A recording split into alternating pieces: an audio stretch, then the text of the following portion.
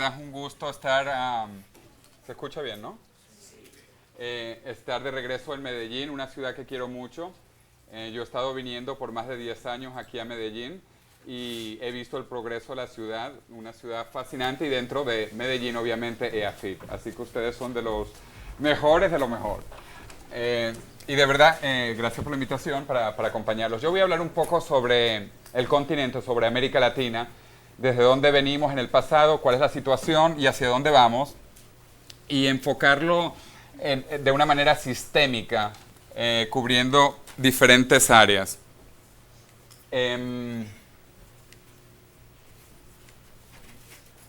Vamos a ver a quién hay que disparar. Si hay que disparar aquí atrás, atrás no creo, debe de ser ahí. ¿O te disparo a ti?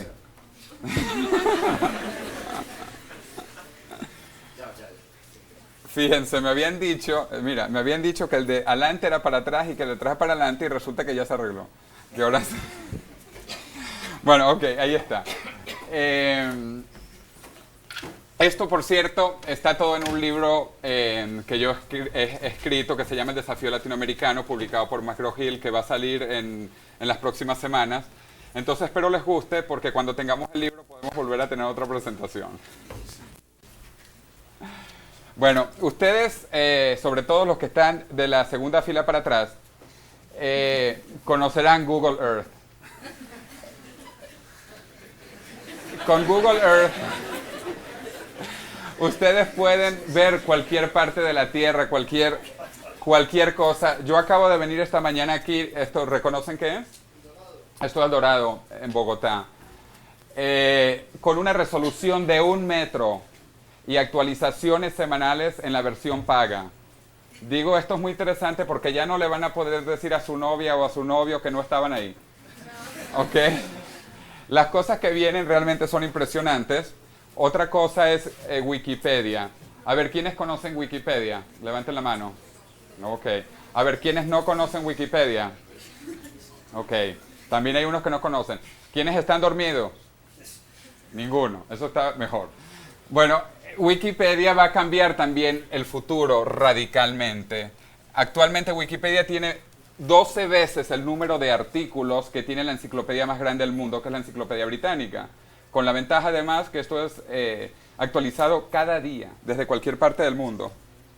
Vámonos entonces, después de ese abroboca de las cosas que vienen y que retomaremos al final, vámonos al pasado. Hace 2000 años el mundo era así.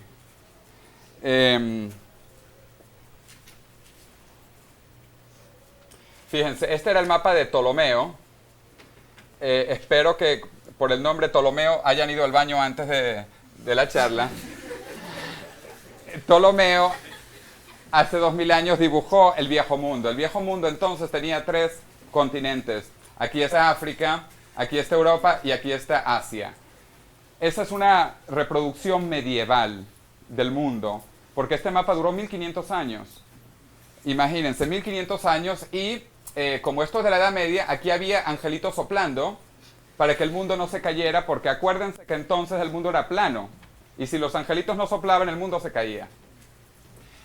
Esa visión del mundo cambió al poco tiempo por el encuentro entre el viejo y el nuevo mundo. Este es el primer mapa de la humanidad donde aparecen las Américas. Lo escribió un cartógrafo, lo diseñó un cartógrafo alemán que se llama Waldseemüller. Este mapa es tan importante, por cierto, que estuvo en la versión anterior del billete de 10.000 pesos colombianos.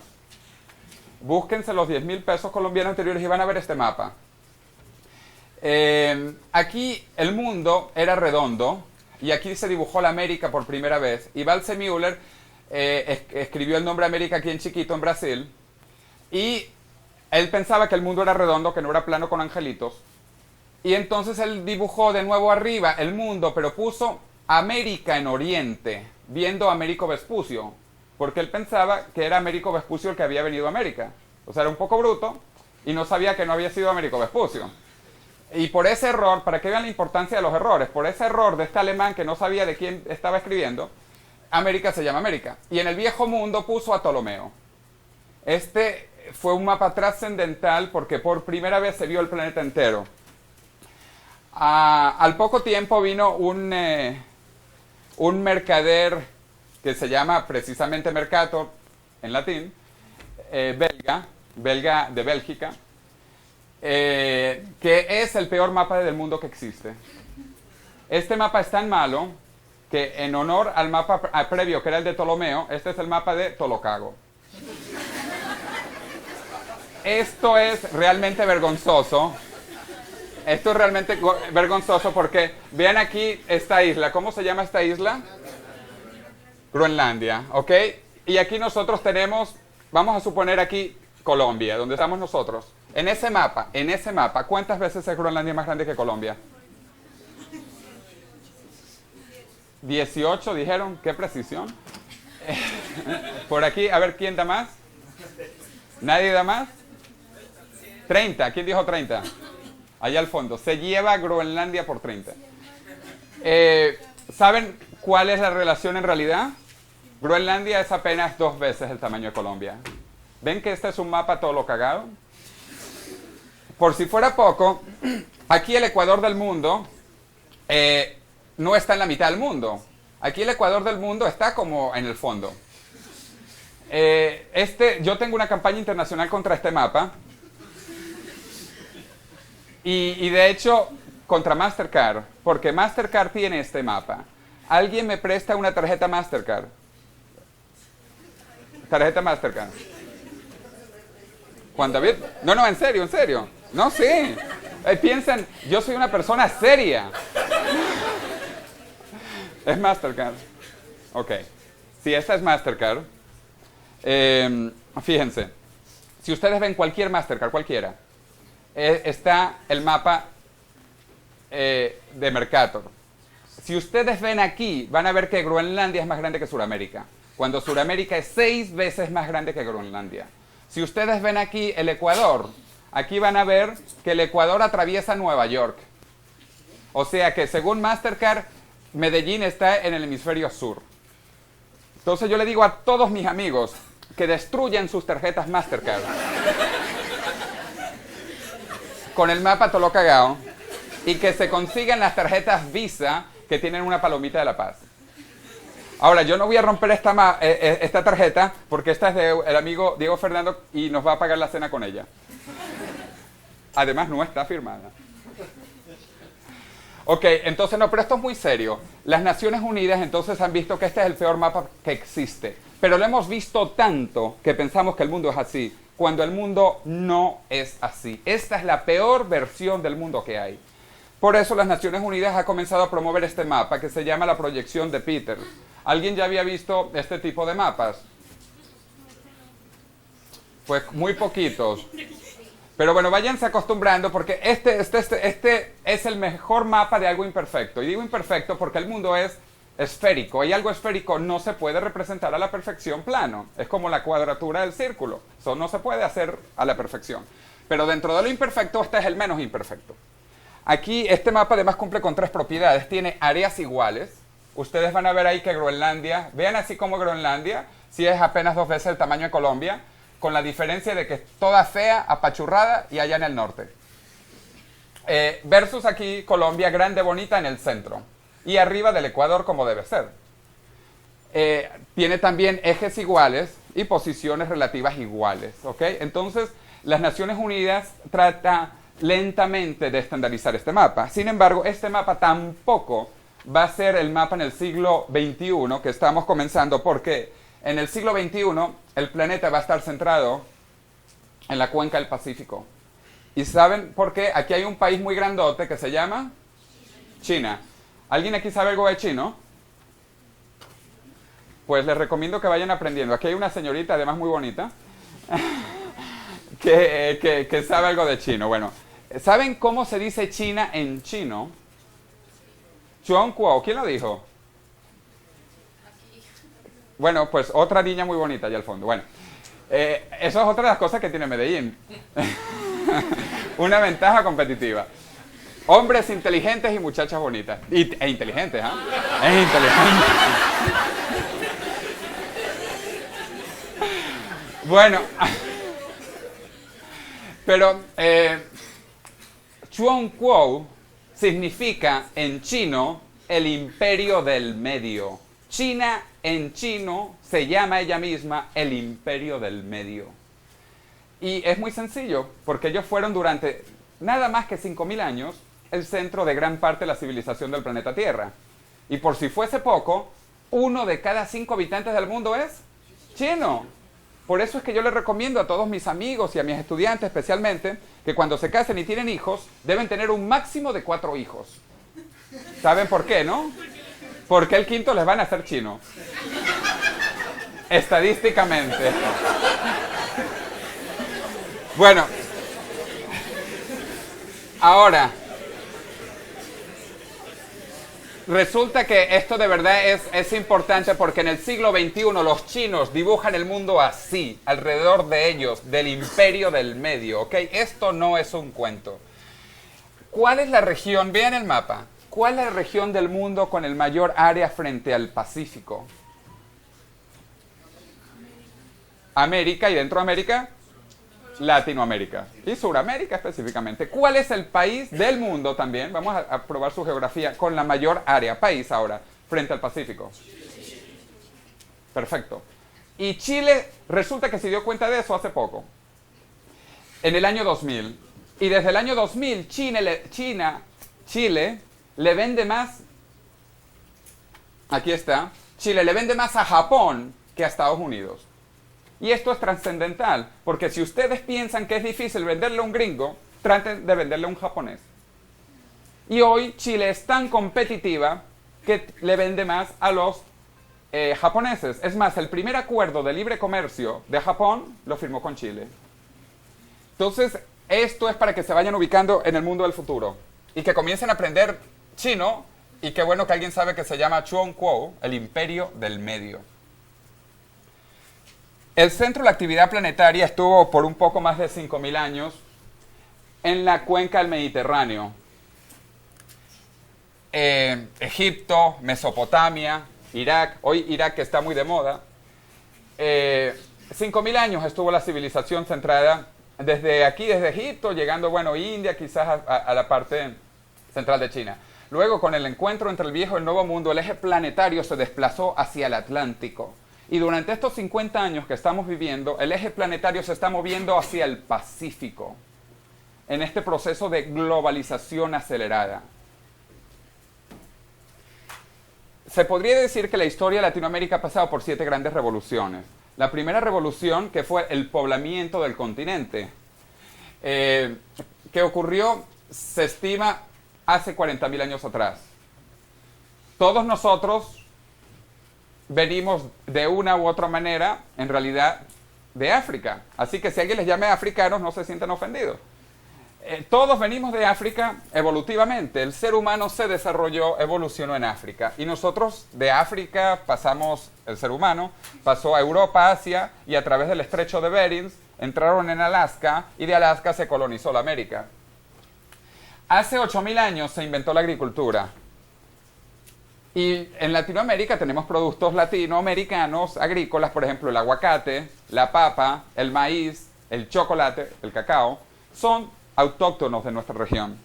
Luego la tercera revolución fue hace 1.200 años antes de Cristo, cuando surgieron las 2 primeras grandes civilizaciones, que fueron la cultura chavín de Huantar en Perú y Olmeca en México. Ahora los peruanos acaban de descubrir una tercera cultura, aún más vieja, 5.000 años atrás. Se llama Caral Supe. Las grandes culturas, que fueron obviamente los mayas, los aztecas, también los chibchas, aunque eran menos, no tuvieron un imperio tan desarrollado, pero centrados aquí en Colombia. Luego el encuentro en 1492, la independencia a partir de 1810 y el proceso en el que hemos entrado de integración regional dentro de una integración planetaria o globalización. Este mundo se puede dividir en 3 grandes megabloques. Primero, lo que llama las potencias ricas, que hay un experto japonés muy conocido que se llama Kenichi Omae, que habla de la tríada. La tríada son los Estados Unidos, Europa y Japón.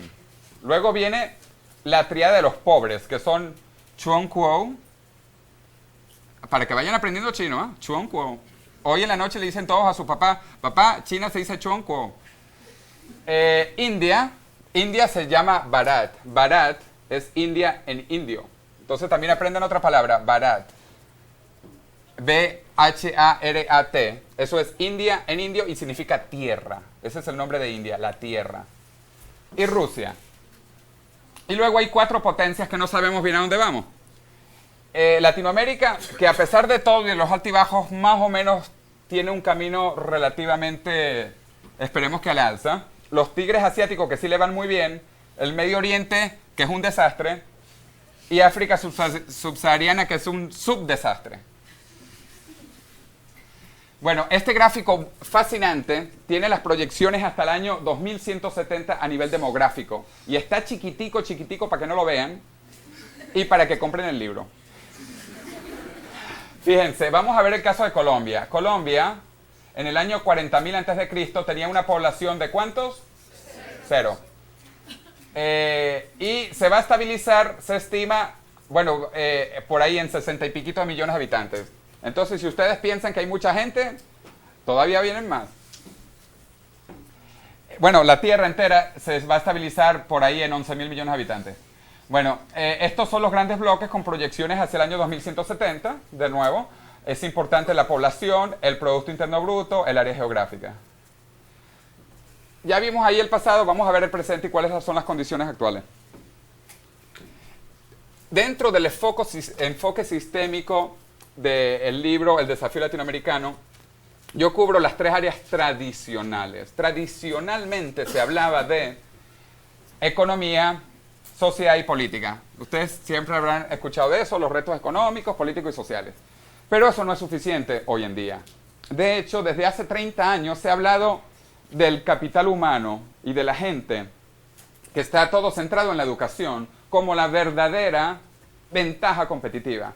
Hoy no es la ventaja competitiva, la política, bueno, es importante, y la economía y la parte social, pero el desarrollo se garantiza con gente educada. Y por eso es interesante que estemos aquí en EAFIR, un centro de educación de los mejores que hay en Colombia e internacionales, para hablar de este tema fundamental. El desarrollo tiene que estar centrado en la educación. Y esto es un descubrimiento, les digo, relativamente reciente. La palabra capital humano es de los años 60. Antes no se hablaba de esto, ni de los recursos humanos. Luego tenemos los desafíos tradicionales, sociales, económicos y políticos, y el desafío más reciente, que es la parte ecológica. Esto también es algo reciente, de hace 20 años, un poco más, un poco menos, la parte del medio ambiente. Y todo viene dentro de una isla global. Yo llamo a esta isla la integración sistemática Latinoamérica y la integración global. ¿Por qué la integración sistemática Latinoamérica? Porque queramos o no queramos, pues Colombia se va a tener que seguir integrando más con Panamá, con Venezuela, no con Chávez, etcétera, pues porque estamos ahí. O sea, queramos o no queramos, estamos ahí al lado. Y luego el proceso de integración planetaria, que es la globalización.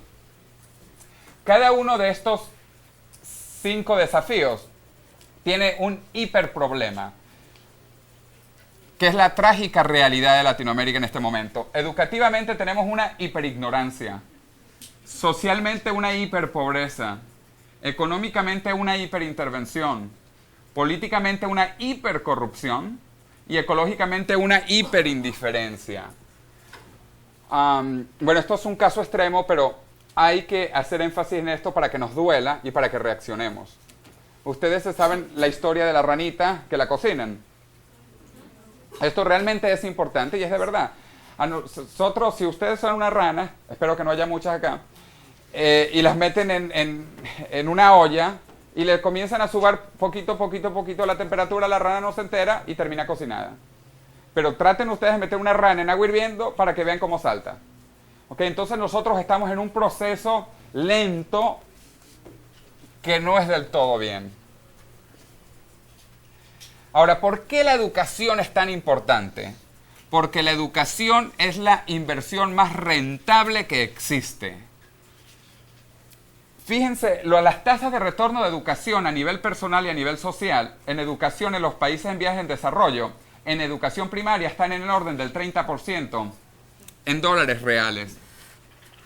una inversión del 30%, una inversión muy rentable. Si ustedes tienen al año, esto es al año, ¿ok? Que ustedes tienen tantos dólares y que tengan una inversión del 30% año tras año, eso es lo que les da la educación en los países en vías de desarrollo a nivel personal y un poco menor a nivel social. Esto también es muy relevante, que la educación es más rentable personalmente que socialmente. ¿Qué es lo que significa? Que uno se beneficia como individuo. El principal beneficiario de la educación es uno mismo, y por eso es que uno tiene que invertir.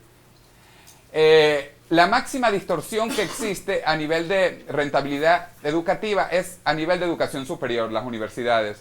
Porque la rentabilidad es para uno más de 10% de diferencia con la rentabilidad social. Por eso es que la educación debe ser preferiblemente privada.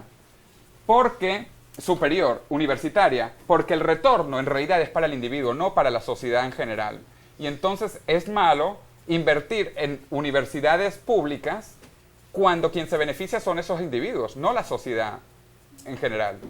Y tengo entendido, ¿verdad? Si mal no me acuerdo, que EAFIT es más o menos privada, ¿correcto? Sí, no más o menos, más privada. Les cobran muy caro, ¿verdad? Pero eso es bueno. Ustedes se están beneficiando. ¿Ok?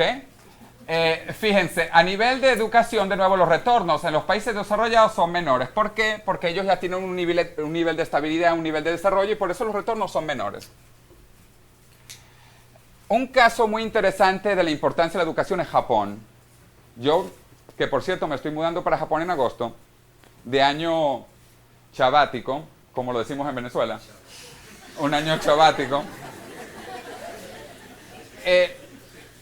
Yo me acuerdo cuando yo era chiquito, que no fue hace mucho tiempo,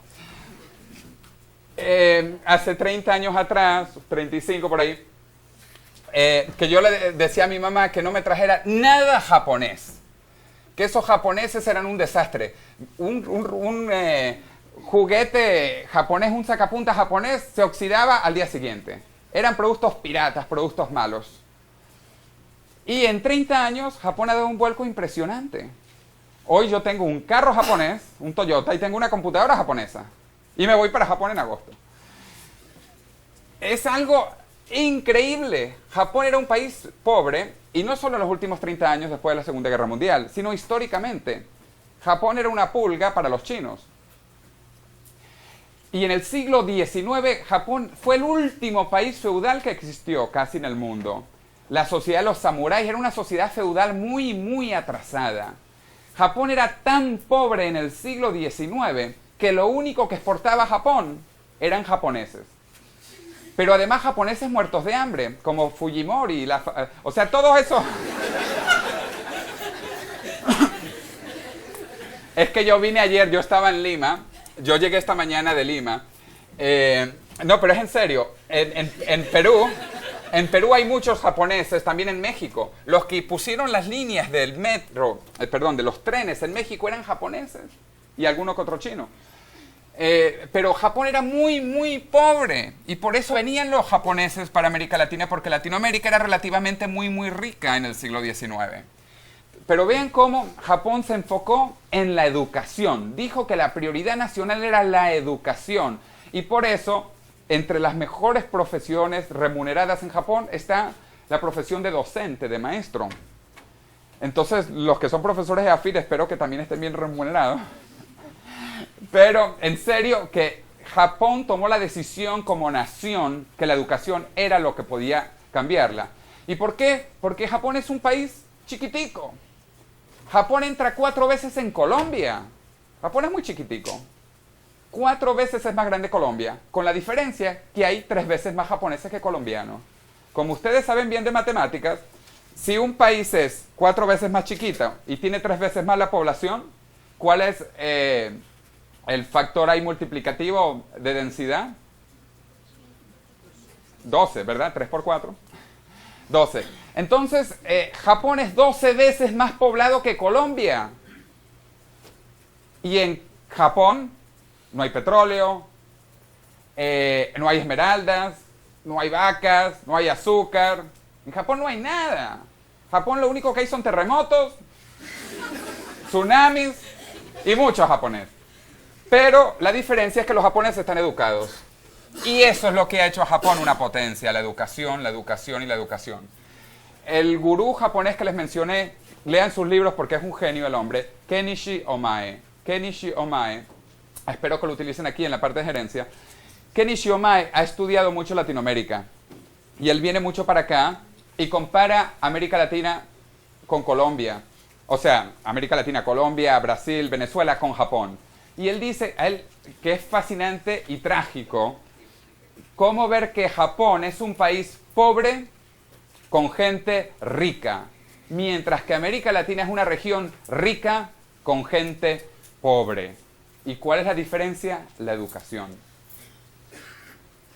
Bueno, como les decía, en los años 60, 70, los productos japoneses eran mala calidad, imitaciones, baratijas, todo malo, malo, malo, malo. Hoy en día es todo lo contrario, tecnología a punta buenísima. Bueno, entonces el problema educativo es esta hiperignorancia que tenemos. Primero, ¿cómo se controla o se revierte esto? Con la educación básica. ¿Por qué la educación básica? Porque vimos que es la educación más rentable. Y si usted tiene un peso, ¿dónde tiene que invertirlo? Pues en donde sea más rentable. Entonces, por eso el énfasis en la educación primaria. Y ahí la tragedia de América Latina, que la mitad de los niños ni siquiera termina primaria. Luego la educación femenina. Hay estudios fascinantes que demuestran que una mujer educada vale por 3 hombres educados. Es fascinante, ¿ok? Y no es porque las mujeres sean más brutas, no. Sino por el efecto que tiene una mujer educada dentro de una sociedad. La educación de una mujer no es solo para ella, es para la familia, para el novio. Y no por eso vayan a tener ahora las muchachas 3 novios, ¿eh? Es un efecto realmente de consolidación de sociedad, de la educación femenina. Y por eso de verdad que me encanta que EAFIT, que también es muy técnica, haya tantas muchachas, ¿eh? Así que vamos a darle un aplauso aquí a las muchachas de Medellín.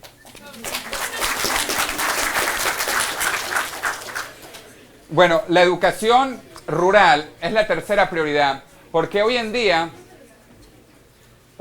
nosotros podemos tener la mejor educación del mundo en cualquier parte. En mi alma mater, MIT, están desarrollando la famosa computadora de $100 que habrán visto muchos, una computadora verde. Bueno, hoy esas computadoras no necesitan ni siquiera electricidad. No sé si las han visto, tiene una manivela.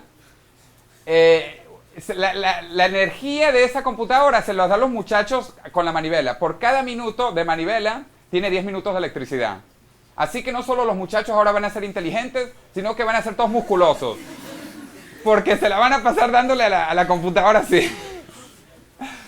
Bueno, educación integral. Una educación centrada en valores. Porque no sirve para tener una educación para ser un criminal.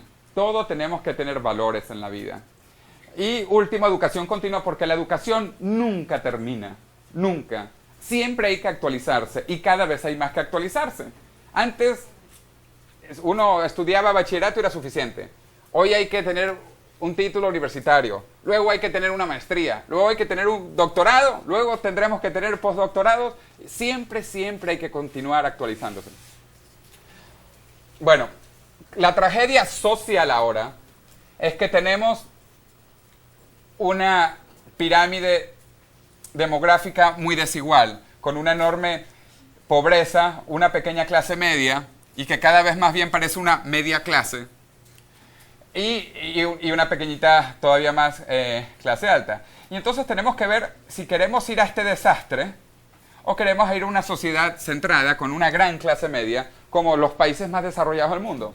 Si ustedes le preguntan a un suizo o a un japonés, por ejemplo, si se considera clase alta, clase media o clase pobre, todos en realidad se consideran clase media. Desde los pobres hasta los ricos, generalmente hay un consenso y todos se consideran clase media. Vean la belleza de eso, de un desarrollo armónico. Además, nosotros en Latinoamérica tenemos una enorme pirámide bien aplanada, lo que significa que tenemos poblaciones muy jóvenes para las primeras edades, versus, por ejemplo, Estados Unidos, Japón o Alemania, que son países ya con más viejos y todo. Entonces son países con pirámides demográficas invertidas que de hecho tienen decrecimiento poblacional. Japón está perdiendo población hoy en día. Japón ya no crece, Japón decrece demográficamente. Bueno, ¿cómo se ataca el problema social? El problema social se ataca primero con la pequeña mitad de los niños. La edad promedio del latinoamericano es 21 años. Vamos a ver aquí, excepto los de la primera fila. No. Esta primera fila aquí. ¿Quién tiene aquí de 21 para abajo? Ok, para abajo. ¿A quién tiene de 21 para arriba? Pues están más o menos mitad y mitad. Bueno, los que tienen más de 21 para arriba se salen. Porque ustedes son el pasado. Todo el que tenga más de 21 ya está pasado. Bueno, y ni hablar de yo, que yo ya soy un dinosaurio, ¿no? Y tampoco soy viejo, ¿eh? Que quede constancia de esto. Pero de verdad, si uno tiene de nuevo un peso, uno lo va a invertir en un profesor o en un niñito. Hay, como dicen, ya el oro viejo no aprende a hablar. Entonces hay que enseñarle al chiquito. Bueno, entonces la mitad de los niños hay que enfocar la educación, los recursos sociales, todo en la parte joven. Segundo, en la mitad de las mujeres, porque vimos que la importancia de las mujeres es fundamental para el desarrollo de las sociedades. Luego, la media mitad sin salud. Media mitad, o sea, el 25% de los latinoamericanos no tienen acceso a salud. Es más, inclusive en mi país, en Venezuela, el 25% de la población en varias ciudades a veces no tienen agua confiable. Imagínense, y si no hay agua, pues no puede haber salud. Un amigo mío, inclusive en Caracas, me dice, oye, que de cada 2 días, un día no tiene agua y el otro tampoco. Para que vean lo crítico de la situación. Y sin agua, repito, no hay salud. Y la tercera es la mitad y media de las ciudades. Actualmente el 75% de los latinoamericanos vivimos en ciudades. Y una ciudad, cuando se planifica, cuando se crece armónicamente, ayuda a reducir la pobreza. Sin embargo, en América Latina no hemos tenido planificación urbana, sino que hemos tenido estas grandes metrópolis desastrosas, donde más bien ha subido la pobreza. Entonces es importante la parte de la planificación urbana. Fíjense, en la parte económica yo quiero hablar un poco del concepto de la mentefactura. Antes hablaba mucho de la manufactura, pero en el mundo del futuro vamos a hablar más de la mentefactura. Aquí, yo no sé si ustedes saben qué es esto, no es una pelota de fútbol. Esto es el logo de la compañía más grande de toda Sudamérica, que es Petróleos bueno, hoy en día es Petróleos de Chávez, pero sí, el nombre es Petróleos de Venezuela, Sociedad Anónima. Y aquí está Mickey Mouse. Lo interesante es que Mickey vende tanto como PDVSA. Un ratoncito, Mickey Mouse vende tanto como la compañía más grande de toda Sudamérica. Entonces yo, que tengo muchos amigos en PDVSA, les digo, oye, pero entonces no habría problema en Venezuela, porque si un ratoncito vende tanto como PDVSA, aquí con todas las ratas que tenemos, pues no debería de haber problema. ¿Ok? Pero de verdad es el punto de la mentefactura. Para que vean que yo hablo muy en serio con lo de la mentefactura y que yo soy un gran admirador de Mickey, yo les voy a dar un ejemplo de la mentefactura. Miren, este gorrito está hecho las orejas de plástico. El plástico viene del petróleo. Tiene pintura acrílica que viene del petróleo. Y tiene una fibra sintética que viene del petróleo. Todo el gorrito está hecho de petróleo. ¿Cuánto vale un gorrito de Mickey Mouse? Vale $19.95. $20 para redondear, ¿ok? Ahora, ¿cuánto? Vamos a ver cuánto saben ustedes. ¿Cuántos litros tiene un barril de petróleo?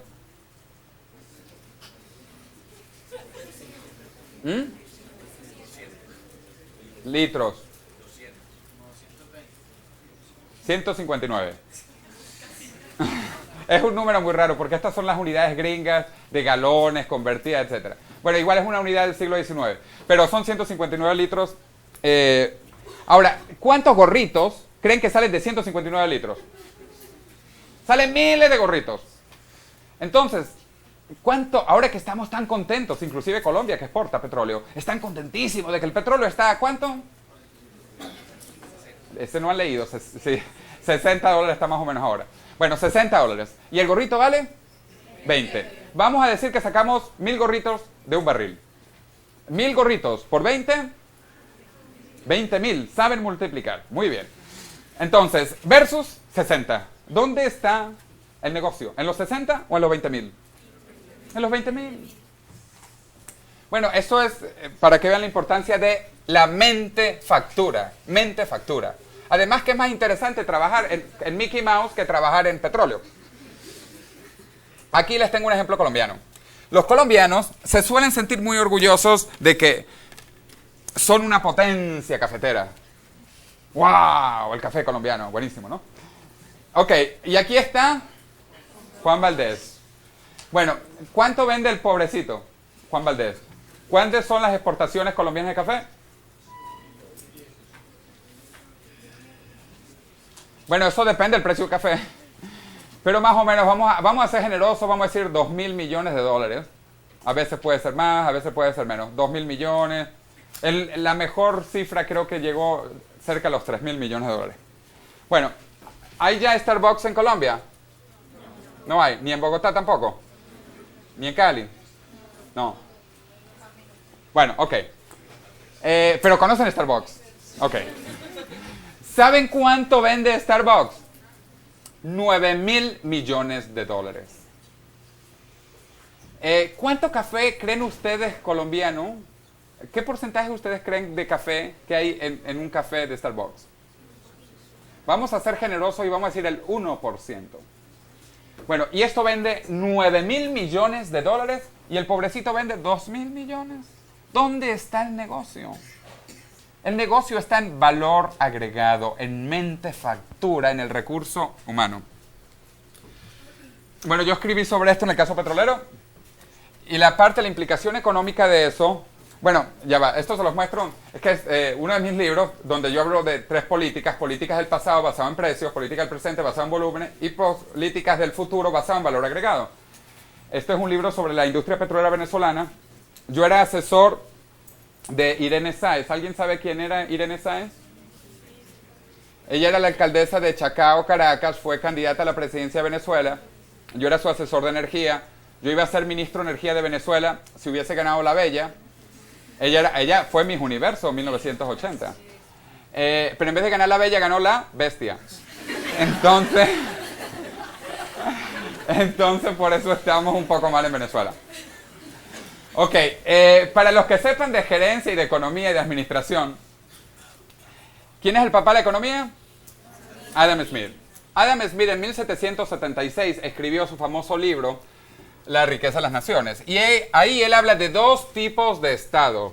Los estados propios y los estados impropios. Él dijo que un estado es propio cuando los ciudadanos, la sociedad es dueña de los recursos. Porque así el Estado vive de los impuestos de los ciudadanos que son los dueños de la producción. Un Estado propio. Mientras que los estados impropios son los estados que se apropian de los recursos naturales y que luego le dan migajas a la población. Este es un concepto fundamental y que explica las causas de la pobreza nuestra. Porque nosotros tenemos estados impropios, donde los estados se creen los dueños de los recursos. Y esto es un concepto económico muy interesante y muy olvidado. Bueno, ¿cómo se resuelven entonces estas partes económicas? Bueno, entre una de las cosas que tenemos que trabajar a nivel continental es la creación de una moneda común. Aquí yo llamo el peso fuerte. De hecho, nosotros tuvimos una moneda común hasta finales del siglo XIX. Toda América Latina tuvo el peso, que era la moneda originalmente de España, que luego fue de toda Latinoamérica, inclusive de Estados Unidos. El dólar se creó como copia del peso, porque la moneda de Estados Unidos como colonia era la libra, y cuando Estados Unidos se independiza de Inglaterra, copió el peso hispanoamericano. Entonces el dólar es muy importante históricamente, es una copia del peso. Bueno, ahora, ¿cómo se hace esto? Los europeos lo hicieron con el euro y ellos pusieron 5 criterios de convergencia económica, que era la convergencia del déficit público, de la deuda pública, de las tasas de cambio, las tasas de interés y la inflación. Los países que cumplían con estos requisitos de Maastricht, por la ciudad de Maastricht, en Holanda, entraron en el euro. Yo soy fanático del tema monetario, yo soy uno de los padres de la dolarización en Ecuador y en El Salvador, y ahora me gusta más el dólar, porque el dólar está más, el euro, entonces tengo mi corbatica de euros, estos son los euros. Los euros además son muy bonitos, porque son todos de colores, mientras que los dólares son un poco aburridos, porque todos son verdecitos. Bueno, pero al igual que Europa tiene su euro, nosotros tenemos que tener una moneda también común, inclusive para todo el continente, para los Estados Unidos también, en vez de seguir devaluando. Esta es la devaluación del peso mexicano, por ejemplo. Acuérdense, ¿cuál dijimos que era la paridad histórica, la primera paridad del dólar con el peso?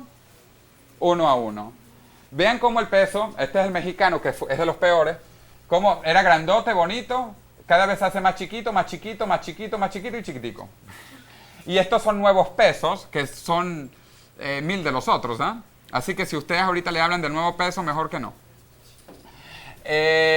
Yo trabajé, como les dije, en Ecuador, y vean ustedes allá en Ecuador, estaba aquí un falsificador de billetes y decía, oye, me voy de Ecuador, que está muy dura la competencia. Y la competencia, el principal falsificador era el Banco Central, que se la pasaba con una maquinita imprimiendo dinero. Y por eso ellos dijeron radicalmente, para eliminar la inflación para siempre, lo mejor era adoptar el dólar y garantizar que no habría inflación, porque nadie imprimiría dinero falso, comenzando por el Banco Central. Y es que al final a todos les gustan los dólares. Vean, a todos les gustan los dólares. Y a algunos les genera dolores. Pero es una realidad. Fíjense, yo fui durante 5 años director de la Asociación Venezolana de Exportadores y manejando el tema de las exportaciones en Venezuela. Y trabajé en las fases iniciales del ALCA, Área de Libre Comercio de las Américas. ¿Ustedes qué creen que, por ejemplo, el comercio, las exportaciones de Venezuela a Colombia, en qué moneda creen que se cotiza? ¿En pesos, en bolívares o en dólares? El 99.99, con un rabito arriba, es en dólares. Entonces hay que tener un poco también realidad de cuáles son las monedas, ¿no? Ahora, esto lo pongo con un caso de comparar toda Latinoamérica con un país imaginario que yo descubrí, que se llama Yorkifornia. Yorkifornia es la unión imaginaria del estado de Nueva York con el estado de California. Yorkifornia tiene 55 millones de yorkifornianos. Pero lo interesante es que los yorkifornianos generan más riqueza que los 550 millones de latinoamericanos juntos. ¿Y por qué? Porque Yorkifornia está unida, está integrada, mientras que Latinoamérica está desintegrada. Y les voy a decir hasta qué nivel estamos desintegrados. ¿Cuál es la ciudad más grande de la Tierra? Ciudad de México. Ciudad de México tiene la población de mi país, de Venezuela. Ciudad de México tiene 25 millones de habitantes. La segunda ciudad del mundo, a ver si alguien sabe, es a donde yo me voy en agosto, Tokio.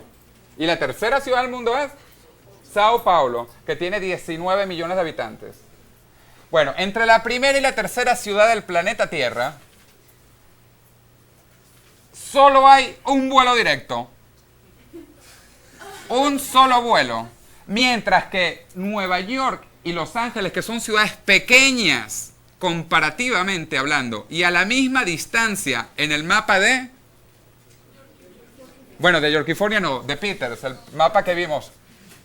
Es que aquí está distorsionado, pero Nueva York y Los Ángeles están, bueno, un poquitico más cerca, 10% más cerca que México y Sao Paulo.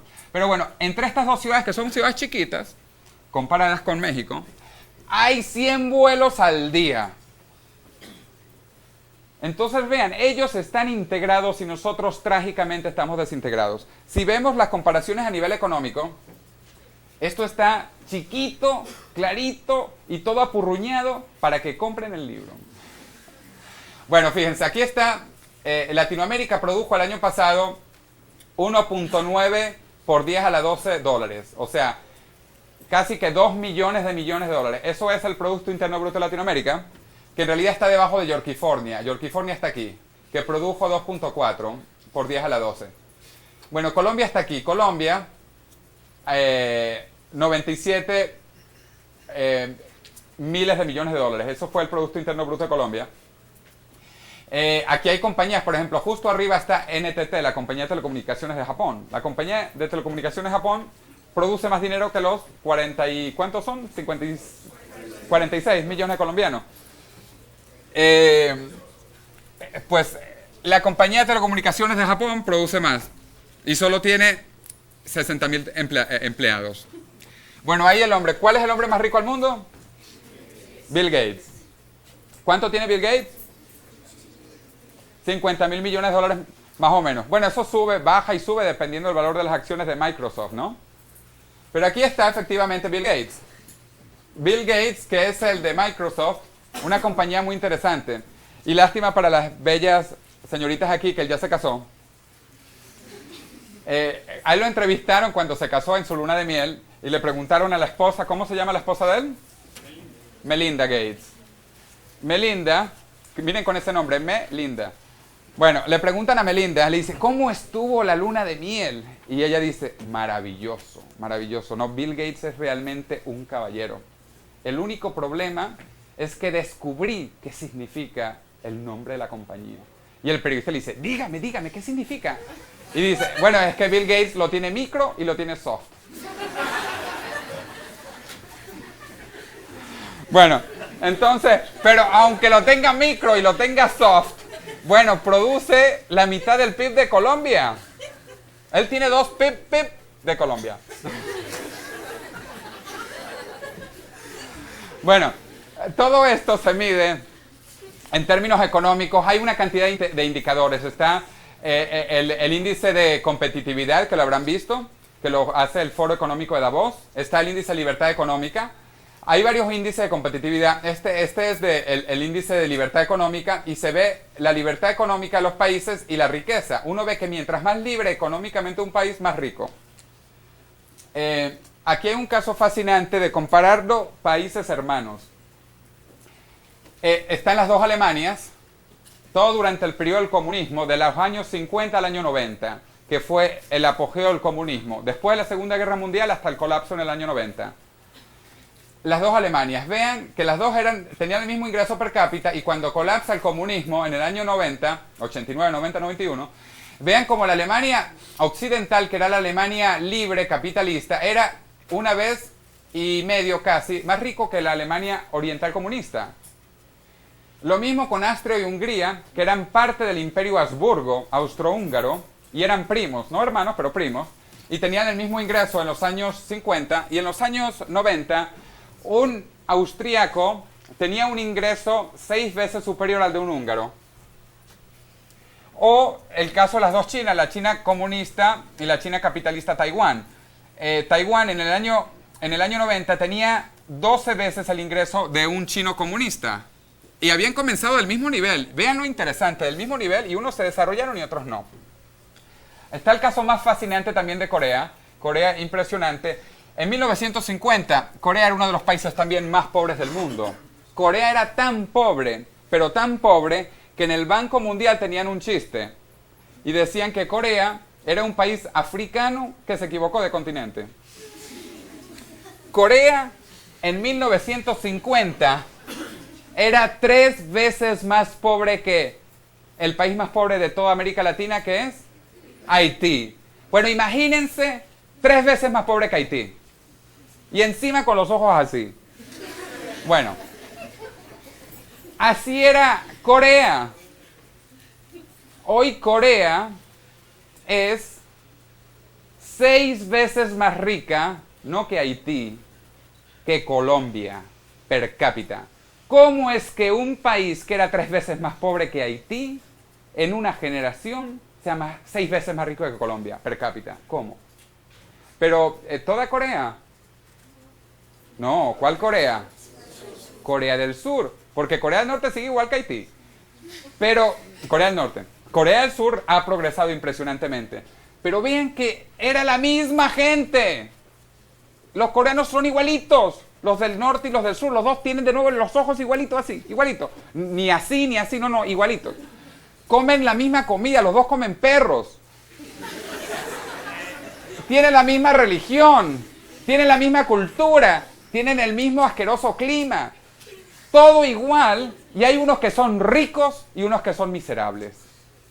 ¿Y cuál es la diferencia? El sistema económico de las dos Coreas. Una es capitalista y la otra es comunista. Lo mismo con Tanzania y Kenia. En 1950 Tanzania era superior el ingreso que el de Kenia, pero Kenia cuando se independizó se volvió más liberal sentido libre mercado capitalista, y creció mucho más que Tanzania, donde tuvieron una política que se llamó Ujamaa. Ujamaa es socialismo, comunidad. ¿Cuál es el idioma de Kenia y Tanzania? ¿No sabe nadie? Swahili. Bueno, inglés y Swahili. Swahili, o Kiswahili lo llaman, es el idioma local de la población. Nadie lo sabía. ¡Qué vergüenza! Tiene que decirlo el profesor aquí delante. Pregunta para el examen que viene. Bueno, fíjense, entonces ellos tenían esta política de Ujamaa, que era socialismo. Y vean cómo, esto era en Tanzania, los socialistas, y vean cómo una generación más tarde quedaron Ujamados. Mientras que a Kenia no le gustaba la Ujamaa y se fueron y crecieron mucho más. Bueno, ya para que vean que esto era igual, que si son blanquitos, que si son negritos, que si son chinitos, bueno, en la América Latina igual. Están los dos casos de las islas hermanas del Caribe, Cuba y Puerto Rico. Bueno, ellos aquí tenían... Ustedes han escuchado a los cubanos y los puertorriqueños. Bueno, ahí está... Cuba era 20%, aquí no se ve demasiado, pero un cubano tenía un ingreso 20% superior a un cubano. Al revés, gracias. Un cubano más rico que un puertorriqueño.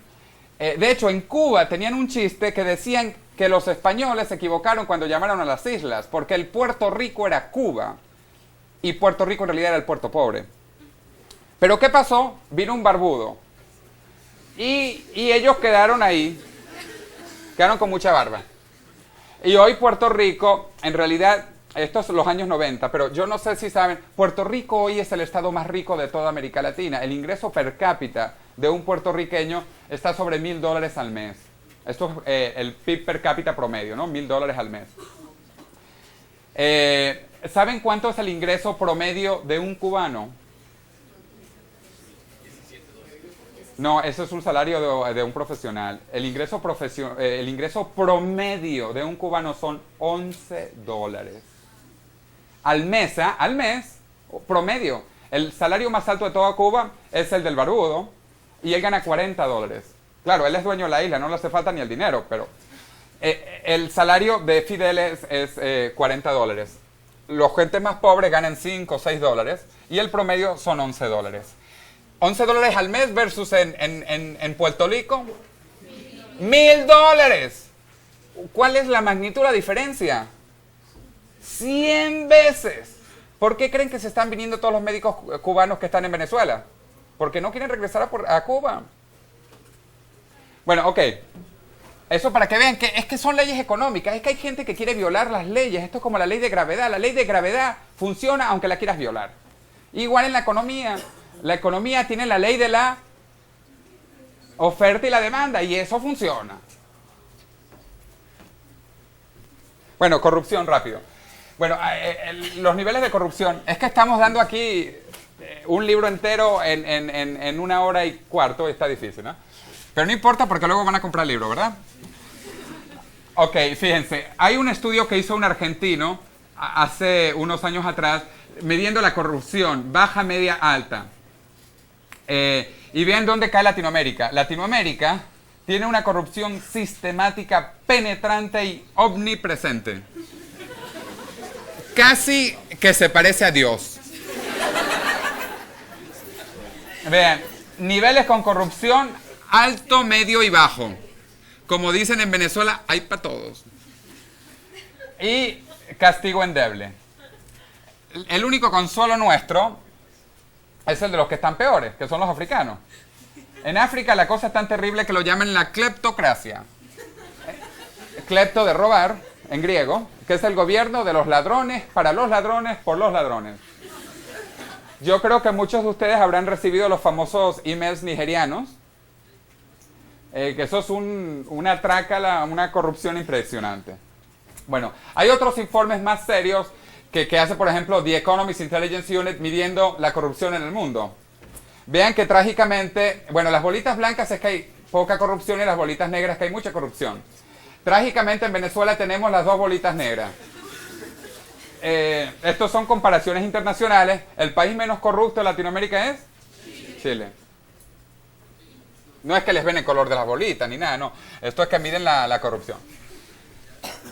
Fíjense, yo vine esta mañana de Perú y es interesante ver esto. Esto es el índice de la Bolsa de Valores de Lima. Yo trabajé el año 92 en Lima y este gráfico me llamó tanto la atención.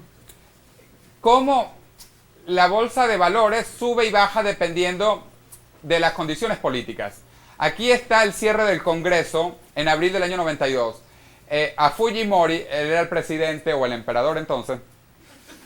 A Fujimori, por cierto, ¿saben cómo lo llamaban los peruanos? El chino, a pesar de que él era japonés. Es que los peruanos no están muy claros, pero bueno. Él era japonés, es japonés, sigue vivo, ¿no? Pero lo llamaban el chino. Ven, aquí el chino cerró el Congreso y se desploma la Bolsa de Valores de Lima. Luego aquí anuncian una nueva elección y la gente dice, bueno, vamos a ver. Luego aquí capturan a Abimael Guzmán y ya el chinito se pone más contento. Y luego finalmente comienza a reconstruirse el nuevo Congreso y nueva economía y crece la economía. Pero vean esto, estas son variaciones, estos 100 puntos y 500 puntos. Estamos hablando de un margen de 400% de volatilidad. 400% del valor de las acciones. ¿Y de qué valía el valor de las acciones? ¿Ustedes creen que eso dependía de la competitividad de la empresa? ¿De la calidad de los productos? ¿De la rentabilidad? ¿Del mercadeo? ¿De los recursos humanos? Todo venía de la política. Hay muchos estudios que si nosotros tuviésemos políticos decentes, en la economía se revaluaría como 3 o 4 veces.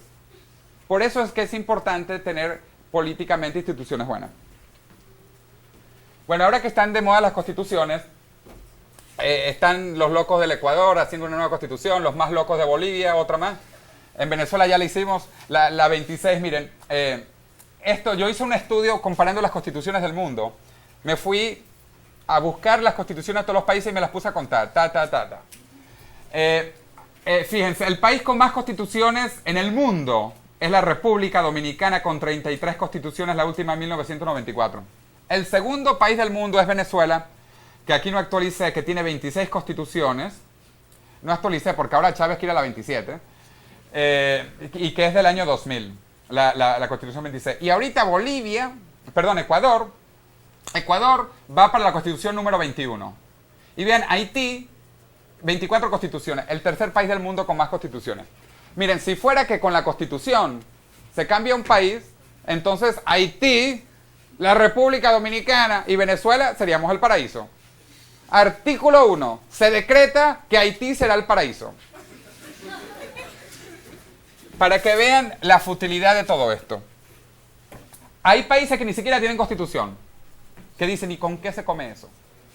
Fíjense, el Reino Unido no tiene constitución. Y Haití tiene 24. ¿Dónde creen ustedes que se vive mejor? Estados Unidos solo ha tenido una constitución. ¿Y alguien sabe cuántos artículos tiene la constitución de Estados Unidos? 7. Le entran en las manos y le sobran dedos. Le sobran 3 dedos. 7 artículos. La Constitución de Estados Unidos es así. Y la Constitución Bolivariana de Venezuela tiene cientos y cientos y cientos de artículos. ¿Cuál creen que es mejor? Hong Kong no tiene Constitución. Nueva Zelanda no tiene Constitución. Bueno, ecología, mucha gente piensa que esto es una o la otra. Y no, la respuesta es que se pueden tener las dos. Y la idea es que tengamos economía y ecología.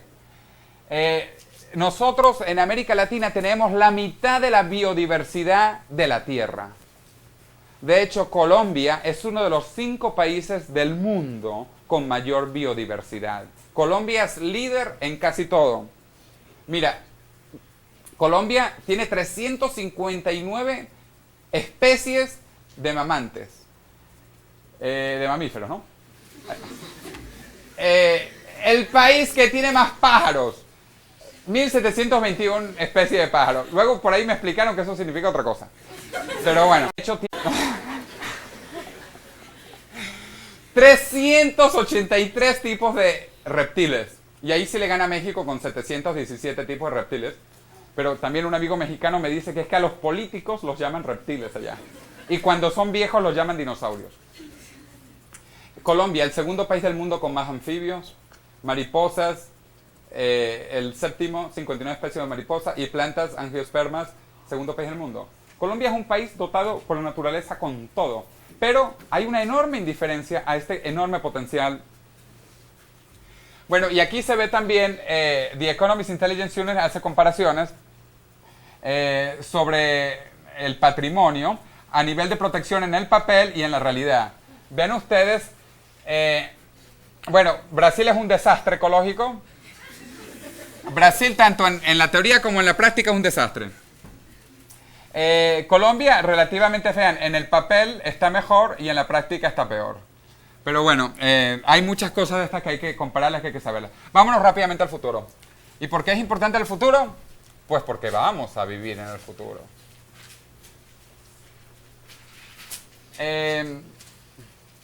Ay, ahora sí que no va para atrás.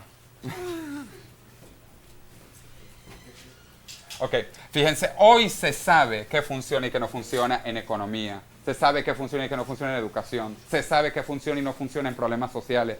No hay que reinventar la rueda. No hay que reinventar el agua tibia. Se sabe qué cosas funcionan.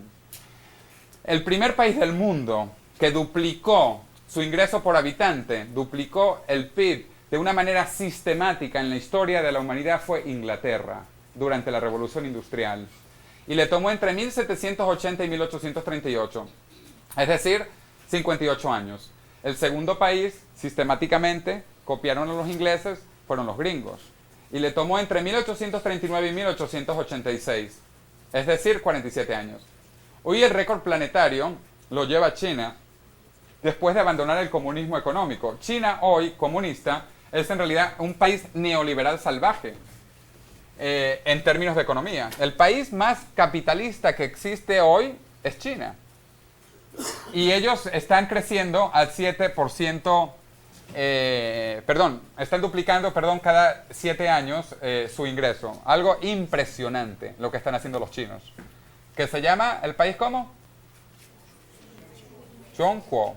Acuérdense, para decírselo a la mamá y al papá que aprendieron cómo se dice China. Bueno, ¿cómo funcionan los procesos de integración? Se habla de 5 fases de los procesos de integración. Primero, las zonas de libre comercio, luego las uniones aduaneras, los mercados comunes, la unión económica y finalmente la integración total. Hay una teoría completa sobre los procesos de integración internacional. Hay diferentes grupos de países que ya han pasado por esto. Estados Unidos nació en 1776. ¿Y cuántas colonias eran entonces? 13. Un número de la mala suerte. Y eran muy chiquitas. Todo Estados Unidos era bastante más pequeño que Colombia. Pero tuvieron una visión de grandeza, de crecer, de ser productivos, prósperos. Y pasaron de 13 colonias hasta que Hawái y Alaska se unieron en 1959. Es muy reciente. Los últimos 2 estados apenas tienen menos de 50 años. Entonces tomó 2 siglos. La creación de los Estados Unidos tomó 2 siglos. La creación de Alemania se inició en 1818 y terminó en 1871, de la Alemania actual, de lo que fue el Reich. No el de Hitler, sino el Reich del Imperio Alemán. Italia comenzó a unirse en el año 1805 y ni siquiera por los italianos. ¿Quién cree que visitó a Italia en 1805? Napoleón. Napoleón fue el que inició la integración italiana, porque después de que colapsó el Imperio Romano, toda Italia se desperdigó por ahí. y terminó con la creación de nuevo del Reino de Italia en 1861. Bueno, la Unión Europea comenzó en 1957. ¿Cuántos países? No, entonces, 1857, 6. Año 2007, ¿cuántos países? 27. 27 países. Yo acabo de estar la semana pasada en el país 27, Lituania. Alemania, la segunda integración de Alemania cuando colapsa el comunismo fue una integración rápida de un año. Bueno, entonces lo que quiero decir es que nosotros tenemos que ir a un proceso de integración y hay ejemplos históricos de cómo ha funcionado esto y del tiempo que tomaba antes, porque ahora es más rápido todo. Y todo esto tiene que ver con la geopolítica, porque el mundo se está integrando para bien y para mal. Miren, y esto tiene mucho de geopolítica. Miren, aquí todo el tema de Rusia, Estados Unidos, China, Kioto, Cuba. De hecho, aquí está Chávez con Fidel. Pero el tema petróleo es bien interesante porque hoy en día Cuba está exportando petróleo. ¿Se imaginarán de dónde viene? Viene de aquí. Están explotando petróleo en Cuba y del que manda Venezuela. Vamos, es que tenemos varias cosas ahí por cubrir, ahí rapidito. Bueno, tenemos que ser optimistas sobre el futuro. El Papa anterior, Juan Pablo II, dijo que no debemos tenerle miedo al futuro. En el milenio que comienza, el actual, podemos construir una civilización digna de la persona humana, una auténtica cultura de la libertad. Podemos y debemos hacerlo. Y al hacerlo podremos darnos cuenta de que las lágrimas de este siglo han preparado el terreno para una nueva primavera del espíritu humano. Estamos viviendo en tiempos fascinantes y les voy a mostrar unas cosas increíbles que van a ocurrir en los próximos años y que tenemos que ser optimistas y trabajar hacia estas cosas. Hay 4 maneras para ver el futuro. La peor manera es la manera pasiva, como un avestruz, que agarran y se meten en la cabeza y no les preocupa nada y sufren si acaso. La manera pasiva. Algo un poquito menos malo es ser reactivo, como un bombero que uno responde al cambio. Ya bastante superior es ser preactivo, que uno se prepara al cambio como son cuando uno se asegura, los corredores de seguros, para prepararse a cualquier contingencia. Pero la manera buena es crear el futuro. Uno puede crear el futuro. Y es lo que yo espero que están haciendo ustedes aquí. Ustedes están construyendo el futuro que quieren para ustedes. Y esperemos que para Medellín, para Antioquia, para Colombia, para Latinoamérica, para el mundo, para el sistema solar, para la Vía Láctea, para el universo y para el multiverso. Entonces hay que ser proactivo en todo esto. Espero de verdad que no haya avestruces, pero que si hay avestruces aquí, que por lo menos sean avestruces modernas. ¿Ok? Que tengan sus equipos modernos.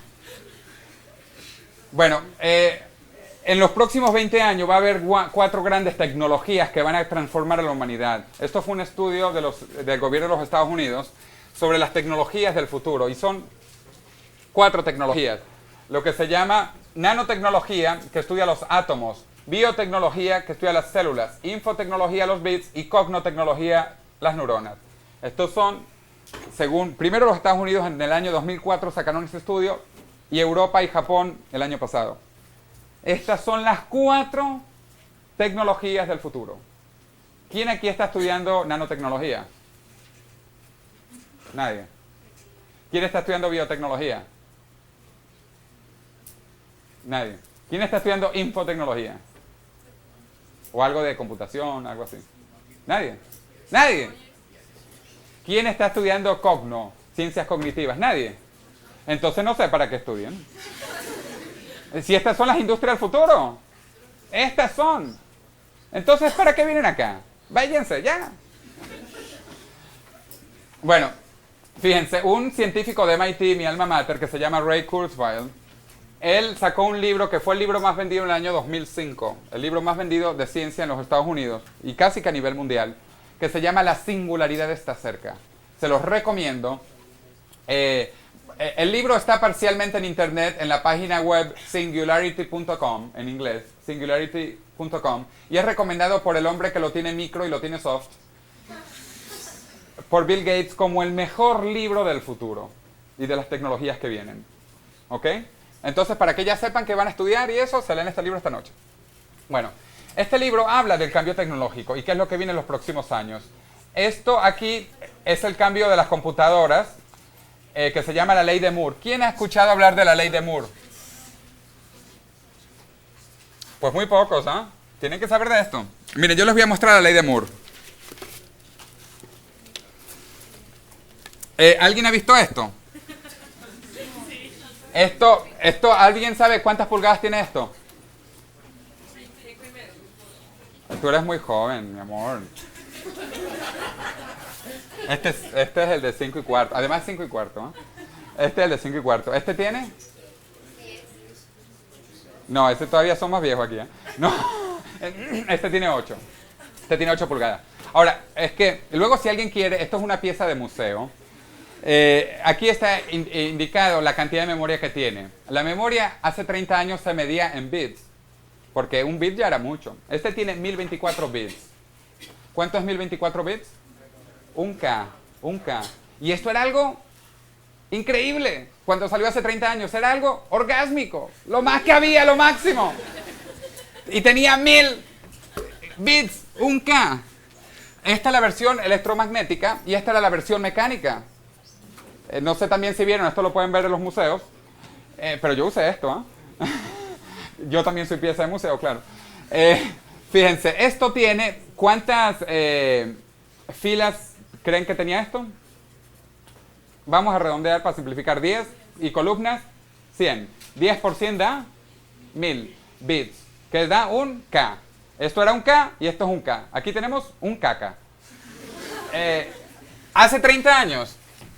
Luego vino el de la señorita que no sabe los tamaños. Y no voy a comentar más. De 8 pulgadas a 5 pulgadas y cuarto.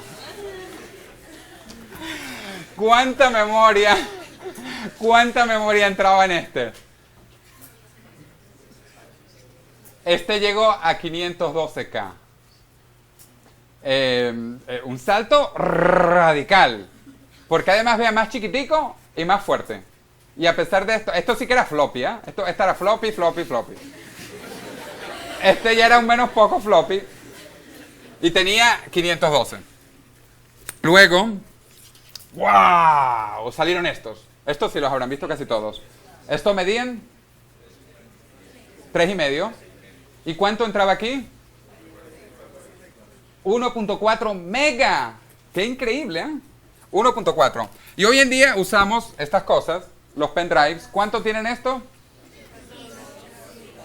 Ya hay de 1 giga, de 2 gigas, de 4 gigas. En unos meses saldrán los de 8, los de 16. Ok. Bueno, entonces aquí esto era un K y esto es un giga. ¿Cuánto hay de aquí a aquí?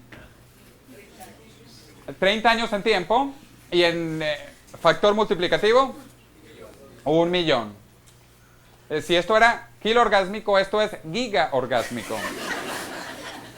Y vean que encima es más chiquitico, más fuerte.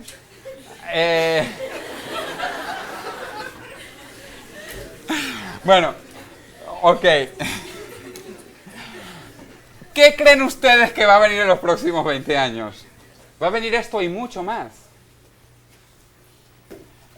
Un científico y escritor de ciencia ficción muy famoso que se llama Arthur C. Clarke. Él escribió una película famosa en mi tiempo que se llamaba Odisea del Espacio 2001. Arthur C. Clarke. Él todavía está vivo. Yo lo fui a visitar. Él vive en Sri Lanka, lo que era Ceilán, por ahí al sur de India. Y él hace medio siglo, tiene 90 años. Cuando tenía 40 años escribió las 3 leyes del futuro. Estas son las 3 leyes del futuro. Primera ley. Cuando un científico famoso dice que algo es posible, probablemente tiene razón. Pero cuando dice que es imposible, probablemente está equivocado. Segunda ley. La única manera de conocer los límites de lo posible es aventurarse más allá de ellos y llegar hasta lo imposible. Tercera ley.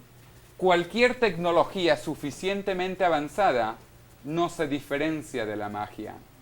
Esto tiene un colorario además muy bonito, que es, si ustedes ven una tecnología que no parece magia, es porque no es avanzada. yo estudié en MIT, que es el EAFIT de allá de Estados Unidos, ¿no?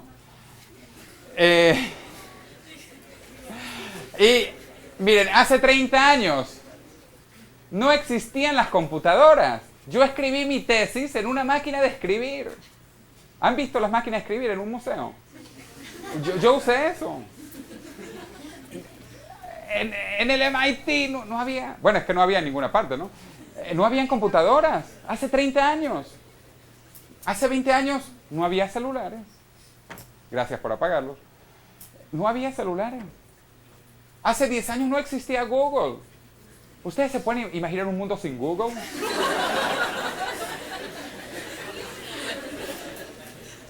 Bueno, no existía hace 10 años. ¿Qué creen ustedes que va a venir?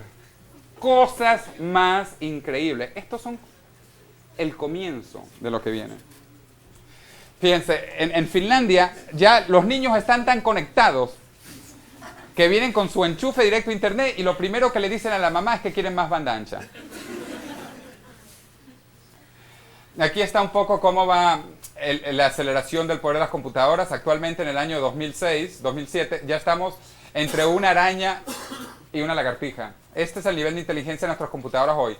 Se estima que por ahí en el año 2025 una computadora va a tener una inteligencia superior a la humana. Esto es lo que se llama la singularidad de las que le hablé antes. La singularidad es el momento en que una computadora o un ente de inteligencia artificial va a sobrepasar la inteligencia humana.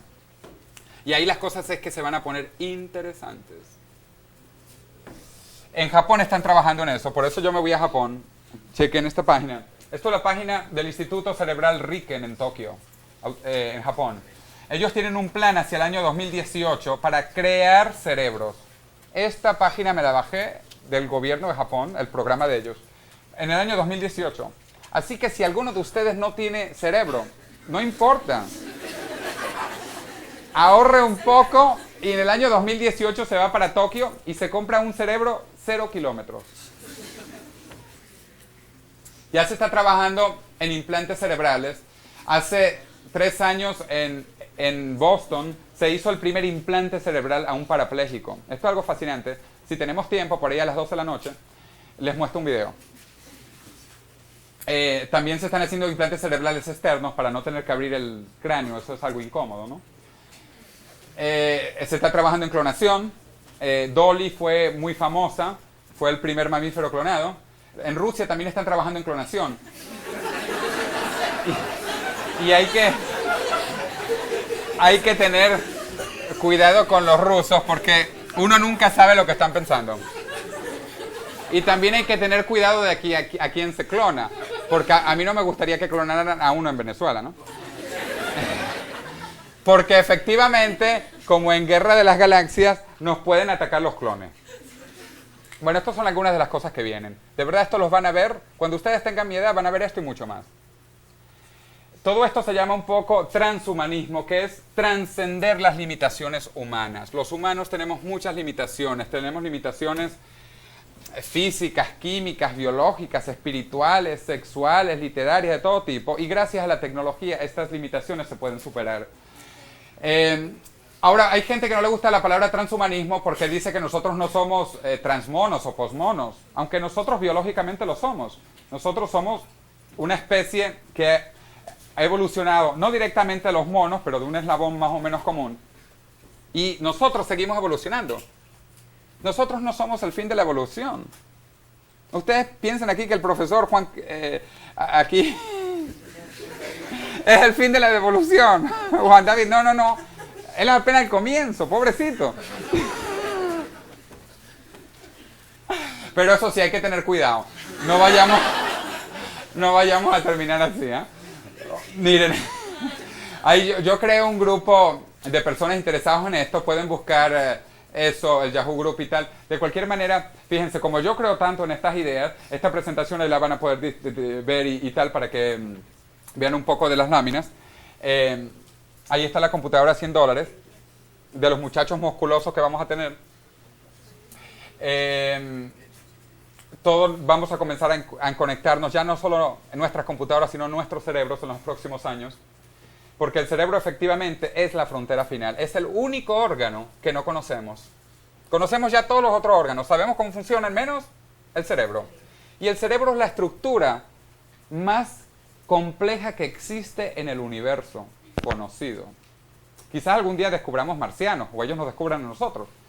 Pero en lo que nosotros conocemos de todo el universo, no existe una estructura más complicada que el cerebro. Y por eso la importancia que en estos años se está trabajando en el cerebro por primera vez.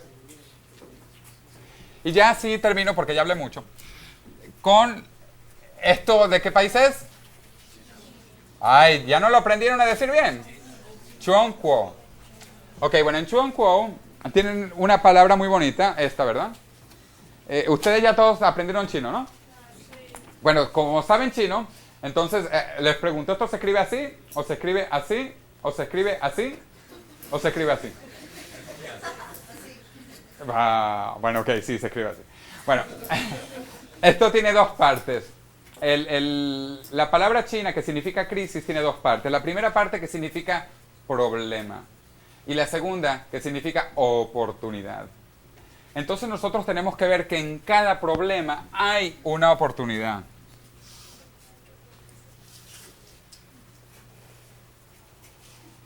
Y aquí les hago la famosa pregunta del vaso medio lleno, medio vacío.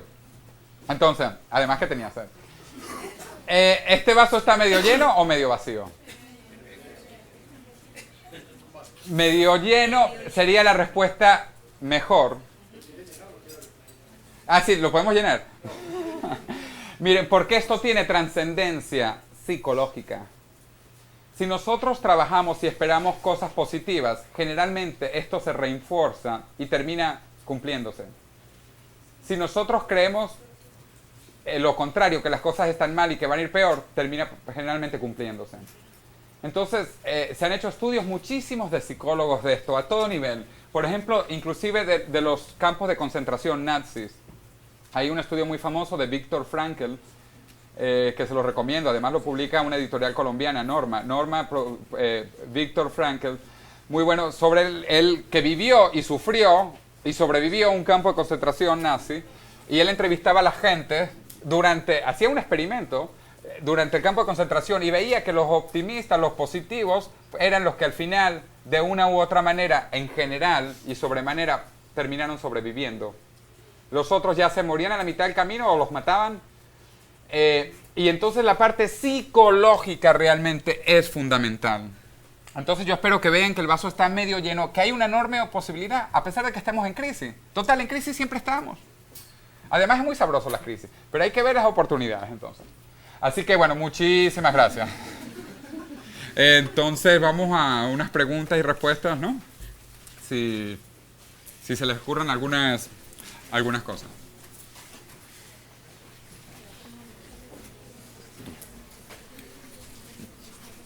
Logísticamente, ¿que levantan la mano, preguntan o...? Ok, entonces a ver si alguien quiere gritar.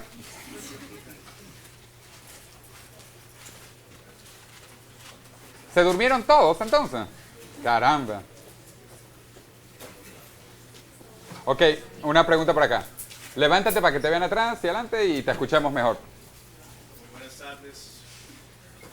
Aumenta tu poder auditivo, aumenta cuando estás parado. Bueno, muy buenas tardes. Muchas gracias por acompañarnos en esta conferencia, muy interesante.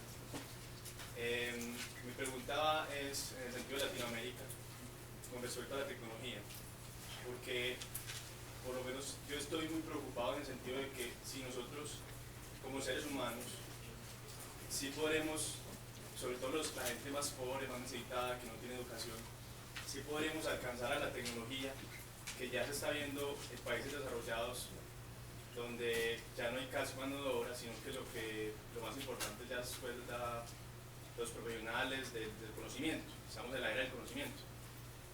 Si es posible, en ese momento de crisis, que por ejemplo tanta gente pobre y tan necesitada llegue a alcanzar a las máquinas para poder vislumbrar un futuro positivo para Latinoamérica. Sí, bueno, yo creo que lo interesante de la tecnología es que la tecnología se está abaratando a un costo increíble. y se está masificando a un costo increíble. Los primeros trenes, después de que los inventaron en Europa, tomaron casi un siglo en llegar a diferentes partes del mundo, inclusive en América Latina. Hoy, un producto de Internet tarda días en llegar acá. El ejemplo de las computadoras de $100, esto es algo muy real. Todos los niños de diferentes países, todos van a tener computadoras de $100. En zonas rurales de los países que están entrando en esta iniciativa. No te estoy hablando en 10 años, te estoy hablando el año que viene. Además, Internet gratis, servicio de banda ancha, se está creando en diferentes ciudades. Yo estuve en Lituania la semana pasada y la capital de Lituania, a ver si alguien sabe cuál es la capital de Lituania. Pues, ¿quién dijo Riga, que estuvo cerca? Esa es la capital de Latvia, pero está cerca. Este es el otro país que está... A ver si alguien está más cerca. Latvia en español se dice Letonia, perdón, pero Latvia es en inglés. ¿La capital de Lituania? ¿Qué? La capital de Lituania es Rusia, por favor. A ver, ¿otra burrada por ahí? A ver. ¿Qué?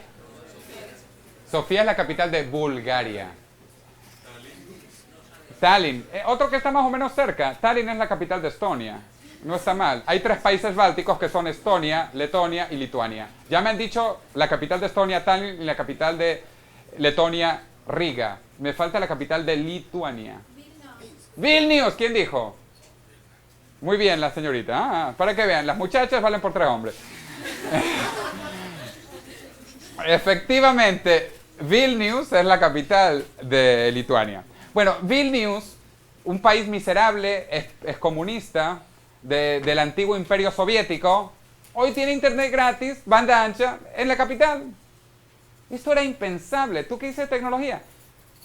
En 5 años yo estoy casi convencido que vamos a tener banda ancha gratis en las principales ciudades de Latinoamérica, y entre esas incluyo Medellín, con computadoras de menos de $100, donde todo el conocimiento del universo va a estar a tu alcance, con Wikipedia, todo el conocimiento, y está en ti de utilizar ese conocimiento. Un nigeriano, un lituano, un colombiano van a tener al alcance todo el conocimiento acumulado de la humanidad. Todos. Un campesinito, con su máquina así, va a tener acceso. Por primera vez en la historia se están masificando y se están abaratando las tecnologías que permiten esta transformación. Entonces, no, yo creo que esto es algo muy, muy, muy positivo, increíblemente positivo. Levántate y grita. Buenas tardes. Un aporte, ese aporte lo que acabamos de decir. En Medellín, dentro del plan de desarrollo del actual mandato, pues de la alcaldía, hay puntos de encuentro. Y eso es que en todas las comunas existen unas zonas que son con computadores, con internet banda ancha gratis, para todos. Y hay puntos de encuentro en todos los corregimientos, que es el área rural de Medellín. Entonces, pues no es una cosa que está tan lejos, ya está aquí mismo. Y hay 5 parques bibliotecas que, además de tener internet banda ancha, brindan cursos de programas informáticos avanzados. Gracias. Mira, ahí tienes la respuesta. Y la gente va a utilizar Google, va a utilizar Wikipedia, y va a hacer todo esto. Y no solo en Medellín, porque esto evidentemente va a comenzar probablemente en Medellín. Y por cierto, ¿tú trabajas con el gobierno? No, acabo de terminar la práctica en la alcaldía, pues aquí en la alcaldía de Medellín.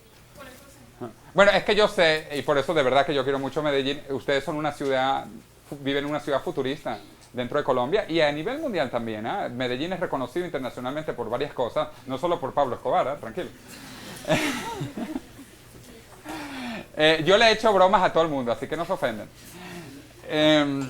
Entonces, qué bonito el aporte tuyo, de verdad.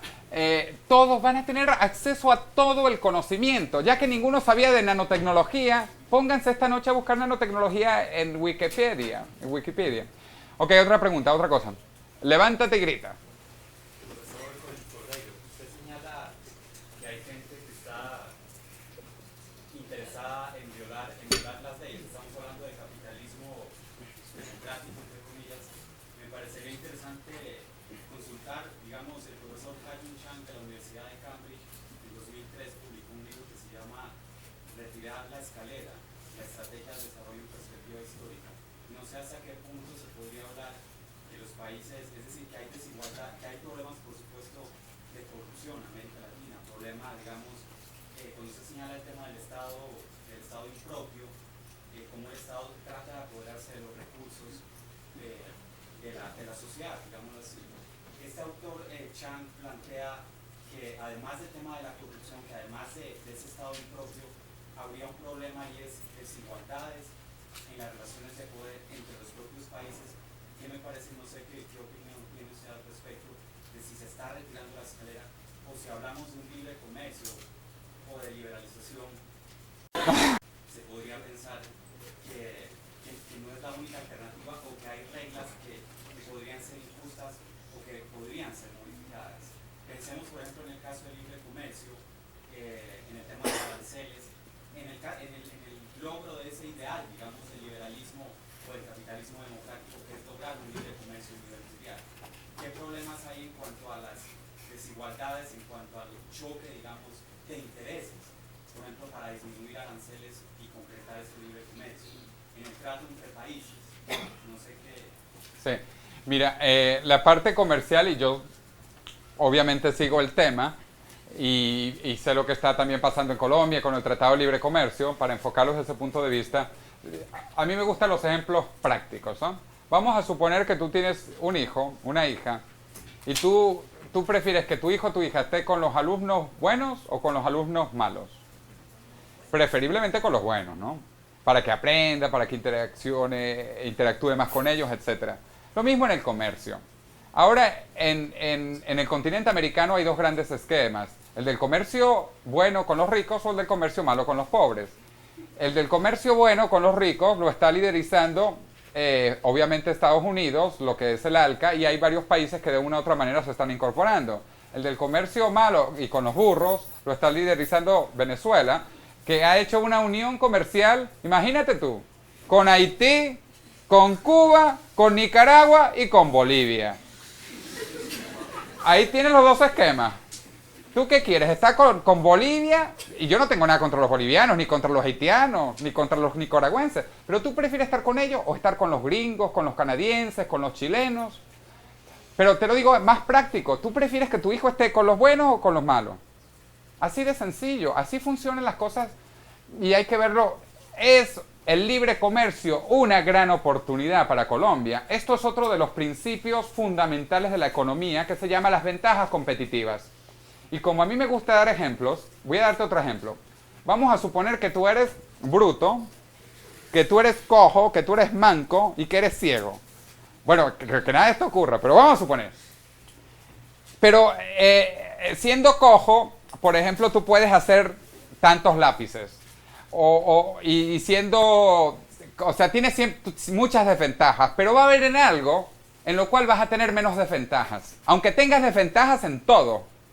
Contra la señorita que sabe la capital de Lituania. ¿Eh? Ya tiene que ser muy brillante porque ni los muchachos sabían. Bueno, ok. Entonces, claro, tú comparado con ella eres muy feo, eres muy bruto, etc. Pero en algo vas a ser menos malo. En eso que tú eres menos malo, te conviene, y esto es una ley económica, especializarte. Vamos a suponer que tú eres menos malo en decir tonterías. Entonces, te especializas en eso. O en alguna cosa, ¿ok? ¿Me entiendes el ejemplo, no? Y así ganan los dos, porque ella, que es mejor en todo que tú, y más bonita, pero en algo es menos buena. Es buena en todo, pero aquí es maravillosa, fantástica, espectacular, y aquí solo buena, normal. Y ahí tú eres paralítico, burro, idiota y feo, ¿no? Pero en algo, especialízate en lo que eres menos malo, y ella también en lo que ella es mejor, y ganan los dos. Una ley económica, eso se llama la ley de las ventajas comparativas. Entonces, en lo que uno es menos malo se especializa, Y el libre comercio, por eso, siempre es bueno. Ahora, claro, hay cosas, industrias que tienen que desaparecer. Fíjate, si Colombia todavía estuviese haciendo carretas de caballo, pues entonces no tendría carros. O sea, uno no puede estar con las industrias del pasado. Hay que cambiar y por lo tanto las fábricas de industrias de carretas de caballos tienen que morir. Así de sencillo. Las industrias del pasado tienen que desaparecer porque no tienen futuro. Ahora, claro, si Colombia se especializa en hacer carretas de caballo, bueno, quizás sea el líder mundial de algo que no sirve. Entonces, hay industrias que tienen que desaparecer para ir a las industrias del futuro, que además son las que generan más valor y generan más oportunidades. Yo estoy seguro que tú no quieres tener una fábrica de carretas de caballo. Entonces, tú a lo mejor quieres trabajar en nanotecnología, que esta noche vas a saber qué es, ¿verdad? La pregunta que yo le tengo es más que todo sobre el sector privado. Por ejemplo, hoy en día en Colombia, eso es evidente para todos, que las acciones del Estado colombiano se están haciendo cada vez menores o se están apropiando solo del sector internacional. ¿Qué quiero decir con eso? Que las noticias a diario simplemente dicen la inversión extranjera en Colombia aumenta, aumenta y aumenta. Pero si analizamos más allá de esa situación, la pobreza ha aumentado notablemente. ¿Por qué no invierte el sector privado en su población? Y entonces, ¿qué está pasando? Han agarrado, por ejemplo, las pequeñas empresas que existían y las han vuelto empresas grandes, por decirlo así. Entonces, hoy en día en el exterior, los productos que aquí en Colombia eran baratos, allá son regalados. Y actualmente, la economía colombiana se centra más que todo en las ganancias internas más no externas. Por ejemplo, una Pony Malta en Ecuador vale 20 centavos de dólar. Aquí vale 1.800, 900 y eso no es relativo en nada. Entonces, ¿cómo va a ser posible de que sigamos viendo que el sector privado acaba con todo y además de eso nos acaba notablemente y seguimos con el pensamiento de que el socialismo no vale nada? Si se trata de proteger lo que se puede hacer por la intelectualidad y por la concientización ciudadana. Entonces quiero que me responda esa pregunta. Sí, bueno, has tocado muchos temas, no es una pregunta, entonces es difícil de responder en pocas palabras algo tan profundo y tantas cosas que has tratado de contar. Pero mira, yo lo que quiero plantear, estamos viviendo una realidad, la globalización a nivel mundial es una realidad. Al igual que la integración, nosotros nos vamos a seguir integrando más y más, a pesar de todas las dificultades a corto o mediano plazo, porque hacia allá va la humanidad en general. Lo mismo a nivel de la Tierra entera, vamos hacia un proceso de globalización. Y no es que tú te vas a bajar del tren, tú lo que te tienes que montar en el tren y aprovechar las cosas. Y maximizar las cosas buenas y minimizar las cosas malas. Porque siempre hay cosas malas y yo estoy de acuerdo, y siempre hay cosas que están mal hechas, entonces hay que tratar de disminuir esas cosas malas. También en relación al ejemplo anterior del Tratado de Libre Comercio, hay industrias colombianas que no son competitivas, que son del pasado y que trágicamente, de hecho, deben de morir. Te lo digo de verdad, o sea, carretas de caballo, bueno, gracias a Dios que eso ya desapareció hace tiempo, pero hay otras industrias que tienen que desaparecer. Y esto es algo más bien bueno de la globalización. Tú quieres estar en la punta, quieres ir hacia las nuevas industrias. Y de nuevo, todo se está globalizando de adentro para afuera y de afuera para adentro. No es que los de fuera te vengan a echar los cuentos a ti. Tú puedes ser un empresario y venderle a todos los chinos. O sea, China es el mercado más grande del mundo, 1.300 millones de personas. ¿Por qué no les vendemos algo imagínate que cada chino compre, ¿qué es lo que tú dijiste que vendían en Ecuador? Un pan y bon. Una bebida. Yo le hablo de cualquier producto, por ejemplo la bolsa de café, si usted está mucho en el exterior se da cuenta que también es regalada en el exterior, una bolsa de café colombiana no vale nada. Claro, pero por eso te digo, es que es la tragedia, mira, la tragedia es lo que ¿te acuerdas cuando yo hablé de Juan Valdez versus Starbucks? Colombia tiene que ir a valor agregado, no es suficiente hacer el café, eso es la parte más miserable. Cualquier persona sabe las cadenas de valor de los productos. La parte de producción neta primaria es la que vale menos. Hasta en la droga. Fíjense, es muy trágico que en las drogas el que se lleva el pedazo chiquito son los colombianos y los gringos se llevan el pedazo grande. No, pero lo digo en serio. El mercadeo, la distribución, el retail, las ventas al mayor son donde está el negocio. En todo, en las drogas, en el café, en el petróleo, en todo. Entonces hay que especializarse en las cosas de valor agregado. Pero repito, miren, ustedes son jóvenes, la mayoría. Y aunque también acuérdense, los que tienen más de 21 años ya son el pasado. Pero bueno, tienen que pensar también en grande. Yo los reto a todos ustedes que piensen en grande. Si ustedes no piensan en grande ahora, ¿cuándo lo van a hacer? ¿Cuando estén viejos? Tienen que pensar en grande. O sea, ¿por qué tú no puedes tener una fábrica y venderle a todos esos chinos el pan y bon este? Es que a eso me refería.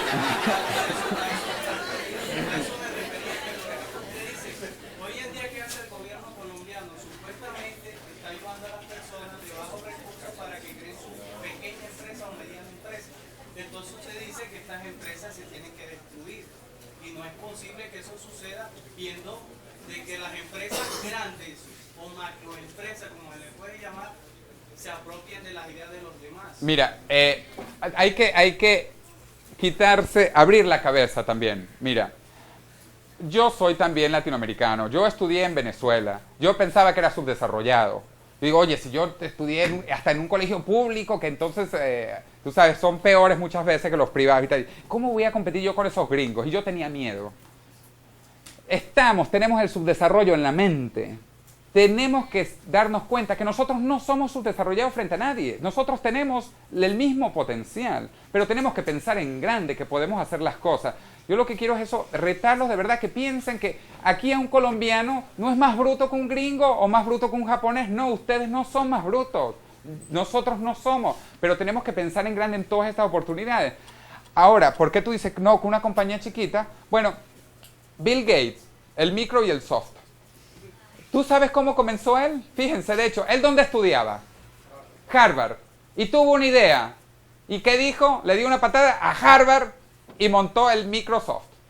Así que si ustedes tienen una idea, denle una patada a Leafit, no importa, Leafit no sirve. Y comiencen con su empresa. Todas las compañías grandes, nuevas del futuro, todas, comienza un microempresario con una gran idea que se la vende a la tierra entera. Skype lo hicieron en Estonia. Allá nadie sabe ni dónde queda Estonia. Bueno, alguien dijo Tallinn. Bueno, pero da igual, eso está en Tallinn ningún nado. Y ahí hicieron Skype. El otro, el Steve Wozniak y el Steve Jobs sacaron Apple en un garaje. Tú no tienes por ahí, vete ahí. Si no tienes garaje no importa, detrás de la casa donde se bota la basura, monta tu idea. Todas las compañías del futuro son de la mente factura. Lo importante son las ideas. Y yo estoy seguro que tú tienes ideas en ese cerebro. Bueno, úsalas. Y si no tienes ideas, acuérdate, en el año 2018 te vas a Tokio. Te compras un cerebro. Hay dos preguntas acá. La señorita y luego el caballero y luego el otro caballero. Ajá. A mí me encanta todo lo que usted ha dicho y no podemos seguir mirando por el retrovisor porque lo bueno está por pasar. Correcto. Mirar hacia atrás y repetir los errores. Pero a mí lo que me preocupa de la tecnología, digamos, usted dijo que va fuera del Japón y yo me imaginaba ese metro, el espacio chiquitico, o sea, la calidad de vida entra en juego. Yo a veces veo los avances, el mundo cómo avanza y quiero mi manicomio, quiero Medellín, quiero el caos, quiero que nada funcione. Porque tenemos una calidad de vida, todavía existe el barrio, todavía existe la familia. Entonces, o sea, son cosas que hay que ponderar. Claro. ¿Usted qué piensa al respecto y qué soluciones en ese juego de valores de la educación como entra? Sí. Bueno, en el caso de Japón que lo menciona, es que ellos tienen la tragedia que son un país sobrepoblado. Y por eso es que está disminuyendo la población, porque ellos mismos se dan cuenta que son muchos. Y por eso está cayendo. Japón es uno de los primeros países donde está disminuyendo la población. Ya hay varios otros países, incluyendo España, Italia, Alemania, la población está disminuyendo. Por eso, porque la calidad de vida no es del todo buena. Entonces, fíjate, tú has dicho algo hermosísimo. Aquí hay una cantidad de cosas espectaculares. Espectaculares. Entonces, si Japón hace todo eso, en esa isla de terremotos y de tsunamis, imagínense lo maravilloso que pueden convertir ustedes Colombia. Esto puede ser un paraíso, más paraíso de lo que es y de verdad. Entonces, y manteniendo la calidad de vida y todo esto. Entonces, totalmente de acuerdo. También no hay recetas, acuérdense. Bueno, primero yo escribí todo un libro en esto, entonces es difícil de resumir un libro en hora y media, 2 horas, ¿no?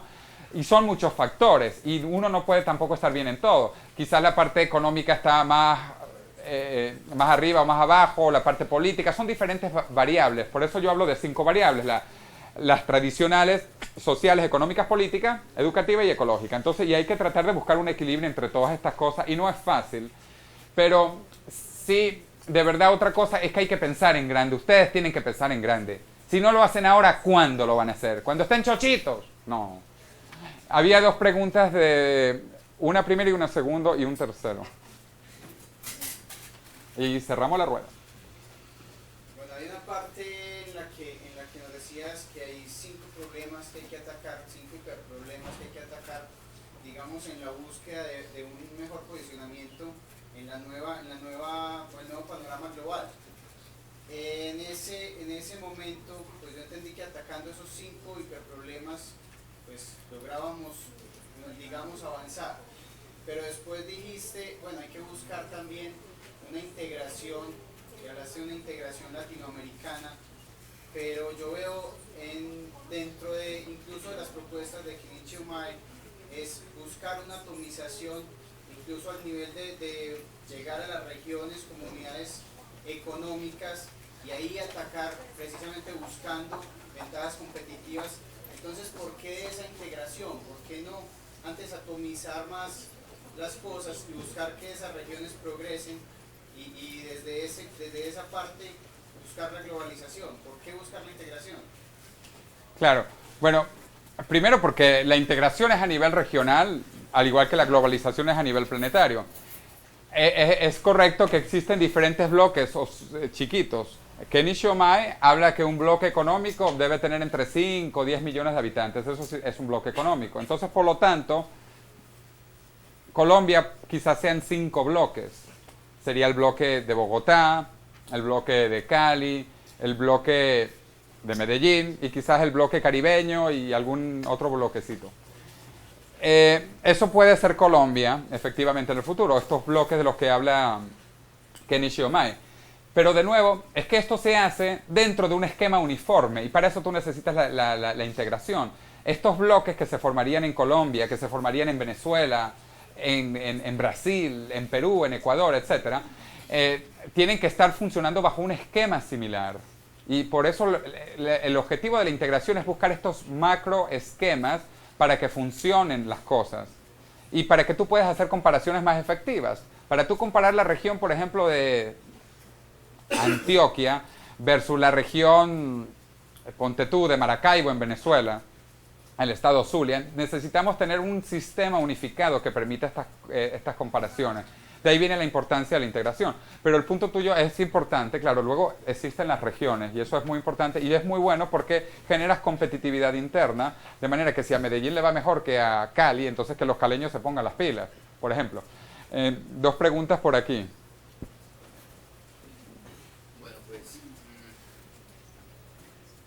Teniendo en cuenta pues todo lo que usted ha hablado hoy y además teniendo en cuenta todo lo de internet que habló, Colombia en ese sentido estamos muy atrasados porque estamos por debajo de la media mundial en acceso a banda ancha. Incluso por ejemplo en Corea llega casi el 80% de la población. Pero adicional a eso, por ejemplo, para el comercio electrónico en Colombia y para el acceso a internet, uno puede ver que esa diferencia en acceso a banda ancha también se ve en el sistema financiero. Por ejemplo, mientras en Estados Unidos todo el mundo tiene tarjeta de crédito, aquí en Colombia es más o menos el 15% de la población. Y que no sea Mastercard. Sí. Y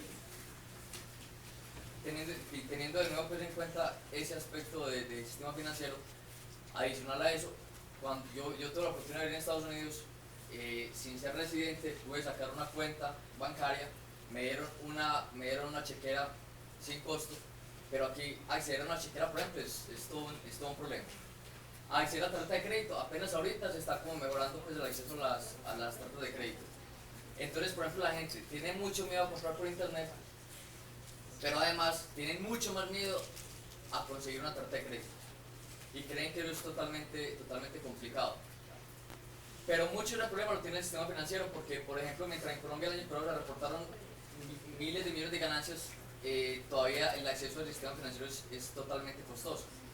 Ojalá de pronto con el microcrédito, sobre todo para a nivel mundial, que se ha tenido en cuenta ese microcrédito, se empieza a generar una cultura de ayuda que sepa que esa cultura ayuda crea valor, como por ejemplo Google en el mundo. Todos los que estamos aquí hemos usado Google, y yo creo que casi nadie le ha pagado a Google por algún servicio. Pues yo le pago por ejemplo porque trabajo con comercio electrónico, pero nadie le ha pagado a Google por un gran servicio que le presta a uno de poder acceder a información, ¿cierto?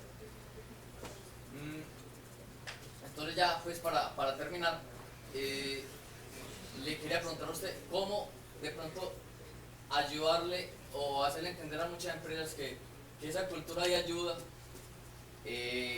favorece mucho el sistema. Como por ejemplo hoy aquí estamos gratis, pero lastimosamente es un espacio muy pequeño, y el espacio que hay aquí es más o menos el mismo espacio que puede haber la audiencia en el Consejo de Medellín, para una ciudad de más de 3 millones de habitantes, que iguala a toda la población de Estonia, si no me equivoco. Estonia tiene más o menos 3 millones de habitantes. No, Estonia tiene 1,5 millones. 1,5 millones, o sea, tiene la mitad de la población de Medellín, y han logrado muchas más cosas, pero adicional a eso, porque la democracia en Estonia se maneja por internet. Una ley se saca en internet y todo el país participa para decidir si la ley se aprueba o no. Entonces aquí estamos trabajando en eso, pero creo que la empresa privada tiene mucho de la culpa de que haya una cultura empresarial y una cultura globalizada. Bueno, dos comentarios a tus excelentes puntos, ¿no? Primero, hay que ver las cosas en una perspectiva histórica a largo plazo.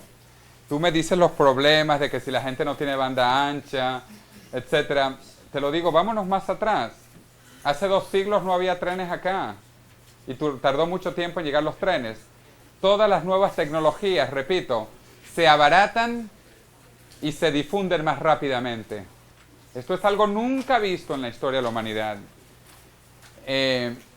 Impresionantemente. Entonces, cuando lo que tú dices, si tú piensas que eso es malo ahora, eso era peor hace 100 años y mucho peor hace 2 siglos. ¿Comprendes? Lo que quiero decir es que esto se va a poner mejor pronto. Es como el amor. Ustedes saben cómo es el amor. Ustedes le dicen a su amada o a su amada, te quiero más que ayer, pero menos que mañana. Así es esto. La tecnología va a seguir abaratándose, va a seguir difundiéndose masivamente a mayor y mayor número de personas. Entonces lo que tú has dicho es correcto, pero estás viendo una perspectiva muy limitada. La situación hoy en día es increíblemente mejor que hace 100 años y increíblemente al cubo mejor que hace 200 años. Es más, sin ir más lejos, hasta la revolución industrial, la condición básica de la humanidad era la pobreza. El 99% de la población planetaria era pobre, marginal y se moría a los 25 años. La expectativa de vida del ser humano hasta el siglo XVII promedio eran 25 años. ¿Tú ya estarías muerto? ¿Qué edad tienes tú? 32. Ah, ok. Entonces te moriste hace 7 años ya. Ya marcaron los restos, pues. Segundo punto. Globalización. Y también tiene que ver con el tema de la integración. La globalización tiende a crear unos estándares y con el tema, unos estándares internacionales o a nivel regional que suelen en promedio ser mejores que el de varios países. Entonces estos estándares hacen que los otros países que están por debajo suban. Ahí está el caso de la Unión Europea. El caso de la Unión Europea, que era un desastre, países como España, como Grecia, como Portugal y como Italia, y que progresaron gracias a la Unión Europea. Por eso es que una integración regional basada en la democracia y en la economía de mercado puede hacer que los países entren los buenos. Y si Haití y Cuba no quieren entrar, bueno, peor para ellos. Nos han dicho que cerremos, pero teníamos una última pregunta que quiero que la hagamos. Una pregunta corta para no demorarme mucho. Hablamos entonces de integración y pues, yo creo que aquí hay un consenso en que esa es la tendencia actual en el mundo en este momento, pero en Sudamérica pasan factores como el siguiente. Pues en su país, con todo respeto, Venezuela, hermano nuestro, acaba de invertir el señor presidente 4.200 millones de dólares en armamento de última tecnología. Factores como esos no desestabilizan completamente una región y no prácticamente ponen en una balanza toda esa integración a la cual el mundo pues va en tendencia hoy en día. Claro, no, y es terrible la situación de Venezuela y pues si a ti te da dolor, imagínate a mí que vivo allá. Es terrible, es terrible. Pero entonces, por el hecho que un país se suicide, o como diría Chávez, se autosuicide, eso no significa que los demás se suiciden. Hay un caso fascinante, es Chile. Chile, en el medio de la tragedia latinoamericana en los años 80 y 90, decidió abrirse al mundo, decidió integrarse, meterse en la globalización. Hay un crecimiento impresionante. Entonces, lo que tienen que hacer los países es tratar de unirse a los mejores, colaborar en una manera positiva, y si hay algún loco por ahí, esperar que se contenga el mal. No hay mucho que se pueda hacer en el caso trágico de Venezuela por el momento, muy dolorosamente, al igual que la situación de Cuba. Pero bueno, Colombia tiene que seguir echando para adelante, perdón. Porque Venezuela eche para atrás, Colombia no tiene que hacer igual. Es más, yo quiero que ustedes sean muy exitosos para que nos dé vergüenza en Venezuela y digamos, oye, pero Colombia lo está haciendo bien y mira que Colombia tiene problemas increíbles y Colombia está creciendo, Colombia está echando para adelante. Y esa es la belleza de nuevo de la globalización, te permite hacer comparaciones fáciles. Y tú vas a poder decir, oye, y si Chile lo está haciendo bien, ¿por qué Bolivia está poniendo esa torta? ¿Por qué Venezuela está poniendo ese desastre?